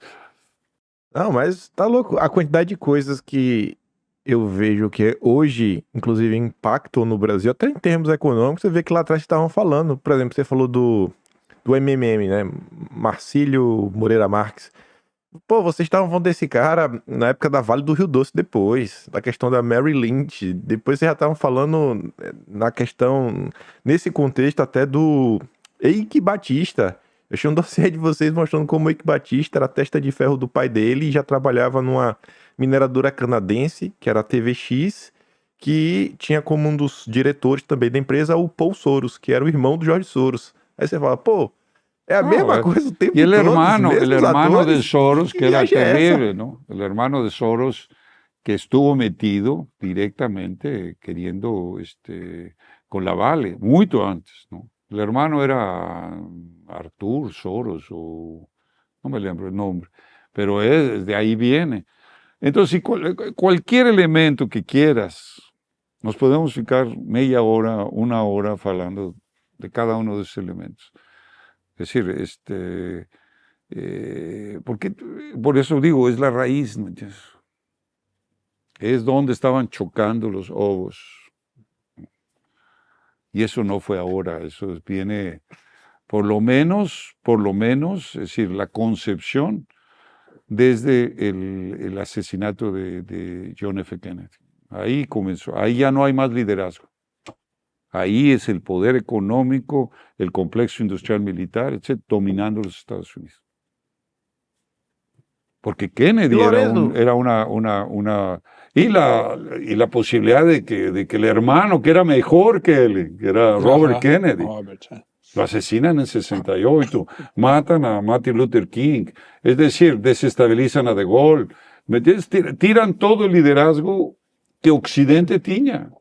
Ve hoy Macron, por de llorar, Aquele do Olaf Canadá, Scholz, ¿no? o do Canadá lá. El de Canadá, Trudeau. el filho que era muy amigo, no sé, decir, aquel que no sé, ¿me entiendes? A lo mejor por ósmosis, pero es la cara de Fidel Castro, ¿no? Pero eran muy amigos el padre y la madre, ¿no? Trudeau, ¿no? Además, era identitario. Todo esto, es decir, Trudeau, Macron, Olaf Scholz, que no serviría ni de mesero de la cervecería en Bavaria. E o Trump, você acha que ele faz parte do establishment? No, Trump no es uma... parte del establishment. Y Porque él tem tiene gente que una defende noción, que ele é él parte. tiene una noción del sistema americano. Él es lo que él es, ¿no? Es un negocista. Es un americano típico, aquel que bate la mesa, negociador, ¿no? Tal. Se impone, si puede dejar de pagar los impuestos, tal, los deja de pagar, hace tal. Conoce toda la estructura para poder hacer eso. Pero evidentemente el sistema no confía en él. Y él tiene simpatía por Putin. Putin tiene simpatía por Trump, ¿no? Porque son líderes que tú dices, bueno, son líderes, ¿ok? Cada quien representa un país, ¿no? Me quiero decir, y eso es que hay verdadero liderazgo. Porque uno puede criticar a China, pero tiene liderazgo. Sí, no es cualquiera. Es decir, Rusia tiene liderazgo, ¿no? Entonces, empiezas a tener una cuestión en que del lado occidental no hay liderazgo, ¿no? Entonces tú tienes ese amorfo, una cuestión de liderazgo amorfo en todo lo que es nuestro occidente, porque no somos occidente profundo, no somos lo que se está colapsando. No somos ese mundo de Europa o lo que yo llamo hegemósfera, no somos eso. Entonces tenemos nuestra vez. Es decir, toda aquella visión de podemos decir, porque fuimos colonizados y nos impusieron una visión de no es menos, no es lo peor. Tú eres esto y te tienes que comportar así. Si no te comportas así, eres fascista, eres no sé qué, eres no sé cuánto. Entonces llegó un momento en que eso se acaba, esa palabreja que dice, ¿no? La narrativa se acaba de eso. Y ahí es el momento en que nos tenemos que decir, no, eso somos. Aquí está, este es mi abuelo, esto está. Porque nosotros nos cancelan la historia. Es decir, mira, los rusos tienen desde Iván el Terrible, tienen tal y tal, pero toda la historia preservada, incluso tienen ahí la momia de Lenin, ahí no la han enterrado, ¿me entiendes? Y ven la cuestión de la parte del comunismo como una fase de su historia. ¿Qué vas a negar eso? No, es parte de su historia. Los errores y las críticas que tú puedes hacer, mas no vas a apagar eso en la historia. No somos la historia apagada. A gente esquece a cada 10 anos o que aconteceu. No, hay que apagar toda la historia. Empezando por José Bonifacio, empezando por la princesa Leopoldina, también la princesa Isabel. Es decir, tú apagas todo. Pedro II, Pedro I era un tal a las historias y lo denigras y tal, y no hay un sentido de decir, no, espera, no toques en eso. No, Pedro I era admirado pelo Napoleão, era admirado por grandes líderes. No, y era una casa educada. Bueno, tuvo una dificultad ahí con Leopoldina, porque Leopoldina era más despierta que él en el sentido no de las ideas y todo, ¿no? Pero contra ese cancelamiento, yo lo veo en México. Está cancelado todo. Es como si el papá y la madre de México estuvieran cancelados. Sí. Entonces todo es la historia. Y López Obrador, que tiene algunas obras interesantes, niega la historia, ¿no? Quiere la cuarta transformación, pero no se olvida de que hay 300 años de que se fundaron más de 300, 400 ciudades, ¿no? En el proceso de evangelización fundante, ¿no? Entonces, eso lo tenemos que... No hay ni que discutir. Es simplemente recuperar la historia, ¿no? Y yo creo que es una misión que tenemos. Es decir, publicamos el libro de Geraldo Lino sobre el hombre que inventó Brasil, sobre José Bonifaz, que es un excelente libro, ¿no? Te voy a mandar aquí copia de todo para que te los manden allá. Mandar una colección mereces una colección de livros, aí vas a encontrar muitas conexões, não? E para quem quiser, Lorenzo, tá falando inclusive de livro, quem tá nos ouvindo aqui, quiser, sei lá, ter acesso não só aos livros, mas saber mais onde é que vocês estão na internet, você tem lá o perfil no Twitter, tem o site do MSA, mas hoje, né, quem quiser ter contato com o Lorenzo e seus amigos, ¿cómo es que faz? No, bueno, tenemos el jornal, tenemos el jornal Solidaridad Iberoamericana, que es decir, la gente se asina, es una asignatura barata que vale creo que 200 y pocos reales por año. Y hay formas de colaborar, es decir, tenemos un boletín que son 2 veces por semana, que se llama MS Ya Informa, ¿no? Que estamos reportando la situación estratégica regularmente, ¿no? Algunas cosas aparecen primero en el Twitter, ¿no? Que es @Lorenzo C. Basúa, ¿no? Que es como aparece. Y los libros está en la editora, es capaxday.com.br, capaxday.com.br. A gente tá conversando aqui só, basicamente, dos anos 70 até 90 e traçando uns paralelos com as coisas que estão acontecendo hoje, o problema que a gente tem atual. Já temos aqui quase 2 horas batendo papo. Eu acho que nada, a gente vai ter que ter depois outra conversa para falar dos anos 90 para frente, né? No, estuve investigando que estamos listos ahí. Es lo que estaba yo diciendo, no vamos a 2 horas a tocar cuestiones. Yo apunté varias cosas, pero por ejemplo, Malvinas, la cuestión de Panamá, el tema de Irak, la invasión. Cada corta dessa é uma hora. No, ahí tenemos para... ¿me entiendes? Porque es importante, ¿para qué? Para ensalzar nuestro trabajo, no. Para que entiendan la dinámica de la historia. Y la gente entendiendo la dinámica de la historia es como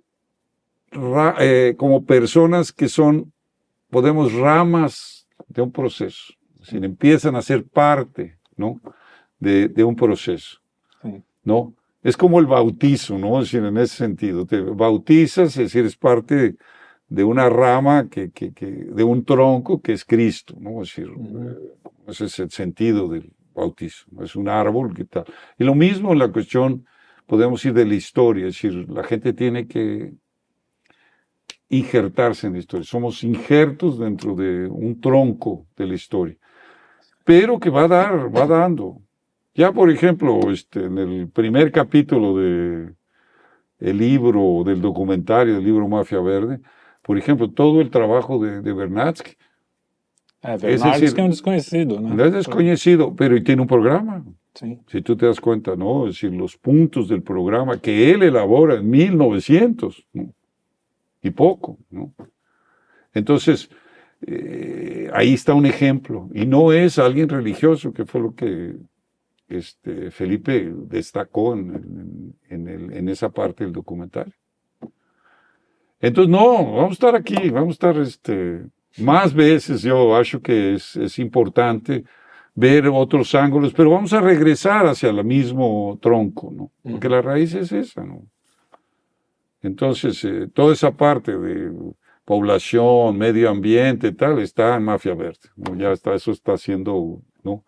Pero hay muchas ramas que tenemos que ver de la historia económica, de la historia política, etc. E, Entonces, Lorenzo, para chegar à última pergunta que eu falei ontem no canal que eu ia entrevistar, aí teve muita gente que fez a pergunta que se você gosta do Chaves. ¿de Chávez cuál? No, ¿el Chávez de Venezuela o Chávez de México? Chavo del Ocho. El Chávez México. del Ocho. Chávez. No, claro, eso es una leyenda, es una leyenda, es una leyenda. Es decir, el Chavo es una leyenda hasta hoy. ¿Y por qué es una leyenda? Es muy interesante. ¿Por qué perdura? Porque es la familia tradicional. Es una comunidad pobre en el que hay todos los problemas, desde la mujer divorciada a la tal, es decir, toda la problemática de una comunidad, de una vecindad, está representada en él. Y es el héroe, ¿no? No es el Superman, sino el héroe que falla y que tal, es decir, solo que él hizo ese personaje genial, ¿no? Es genial, ¿no? Es decir, y ahí está, ya murió y siguen y reproducen las mismas cosas. Y ves, y es aquella piada ingenua, infantil, que la gente ríe porque tal. Es decir, eso es lo que se perdió. La sociedad ha perdido mucho esa piada. Aquí la piada tiene que ser sexista, tiene que ser una cuestión siempre de alguna cosa que de denigrar alguma persona, tal e tal. Isso... Eu falo isso, parece que antigamente a gente era mais inocente, mas mais maduro. E hoje a gente está mais malicioso e mais infantil. Sí, né? éramos más inocentes y más profundos. Mais profundo, exato. Hoy e hoje somos maliciosos y somos superficiales. Superficiais. Infantiles. Ni siquiera infantiles en el sentido de Bom, los, de los niños, infancia, ¿no? Sino infantiles en el sentido patológico. ¿no? Tenemos una generación de adolescentes no resueltos. Isso. Incluso muchos amigos que no se comportan como adolescentes, ¿no? Es decir, entonces, pues, todo eso que tiene que ser una revolución, pero hay que mantener el ánimo y el optimismo. Sin eso no podemos seguir. Isso aí. Así que Chávez es este.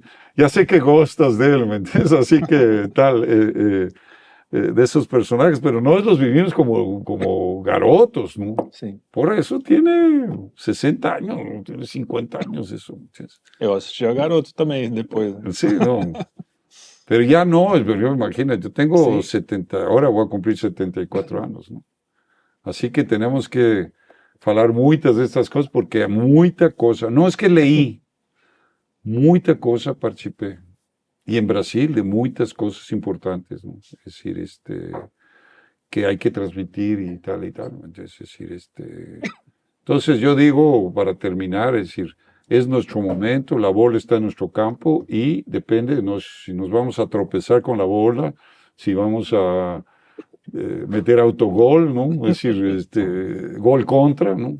Es decir, o vamos a tener una estrategia para adelante. Sí. Así que obrigado, Kim, ahí por tu disposición para hacer esto. Estamos a disposición. Realmente, yo ya sabía que no se agota, ¿no? Aí tu vai anotando, não passou esto, não passou esto, aí vas, não, tal. A gente que agradece até pela sua generosidade de falar tudo que você viveu. No, porque no, ¿cómo te puedo decir? La vida es una cuestión abierta, no hay nada escondido, nada que se pude, hice tal cosa errada, no. Siempre fue en la ingenuidad de hacer el bien. A lo mejor a veces muy ingenuos o metes demasiado ingenuos de que vamos a cambiar las cosas, ¿no? Pero fue eso lo que siempre motivou, ¿no? Muito bom. Não, eu só tenho a agradecer e com certeza a gente vai ter que bater mais alguns papos, né? Talvez que a gente dá quantidade de conteúdo. Então, pessoal que chegou até aqui, a gente botou aí na tela. Dá uma olhada depois lá nos livros, tem muita coisa. Acho que deu pra ver que Lorenzo não tá resumido a questão da máfia verde, a confusão é muito maior. Vocês podem também conferir lá o histórico dele no Arquivo Nacional. Engraçado que tem muita, inclusive, coisa que vocês denunciavam, que o governo, né, os militares da época, eles ficavam preocupados. Eles falavam, isso aqui tem que prestar atenção, viu? Essa denúncia saiu aqui na Máfia Verde, ó, a Silvia Palácios falando isso, falando de você, falava do Geraldo Luiz Lino, falava do... Nossa, tô na dúvida, acho que não sei se era Newton ou Nildo. Era um rapaz- Nilder Costa, Nilder Costa. Isso, Ele esse se aí mesmo, eu falei. retirou por problemas Aí- de decisões mas aí- familiares e isso. Enfim, o pessoal falava das denúncias que vocês faziam. Então, assim, é um pedaço da nossa história que a gente não pode esquecer, né? Se a gente quer realmente chegar em algum lugar, a gente tem que olhar para trás, ver o que já aconteceu, o que já foi denunciado, porque deu errado antes, para tentar se preparar melhor para o que está por vir e por dia de hoje. Então, só tenho a agradecer. Peço sempre todo mundo daquela curtida, aquela compartilhada, se inscrever no canal, aquele pacote básico. Agradecer o Trielli também. Isso. Pô, Aqui. obrigado. Vim aqui mais de fã aqui, né? Tipo, mas foi legal. No, ahí mas é tenemos que importante. ver, ahí ahora con tu estilo, ¿no? Hay rapaces, ¿no? No, ahí tu estilo, ahí vas a hacer unos shorts cortos de eso, va a dar muito. Eu que agradeço Muito pelo mais. convite de me incluir aqui na conversa. Que nada, nada. Sai daí. Tu que tá fazendo toda essa... Tu soltou lá o documentário agora do Máfia Verde, já tá fazendo todo esse processo aqui desde o início. Desde a primeira vez que o Lourenço veio, tu já tá por aqui. É E isso tá aí aí. nessa. Obrigado pelo convite. No, mándale ahí a Felipe una lista de los libros que no tienes y yo le voy a mandar toda una colección, ahí tú les mandan un paquete para Pode deixar. Hay mucha cosa que Vai deixar. vas a... Sobre todo lo de la economía física, que yo te falei, eso te va a dar una noción y ahí podemos trabajar ya una cuestión. Después de que terminemos Mafia Verde con el documentario, tenemos que ver eso de economía física. Ahí es Vernadsky, ¿no? Es decir, ya en práctica, ¿no? Ah, legal. Pero muito bom. Ótimo. Então fechou. Obrigado, senhores. Valeu todo mundo. Até a próxima.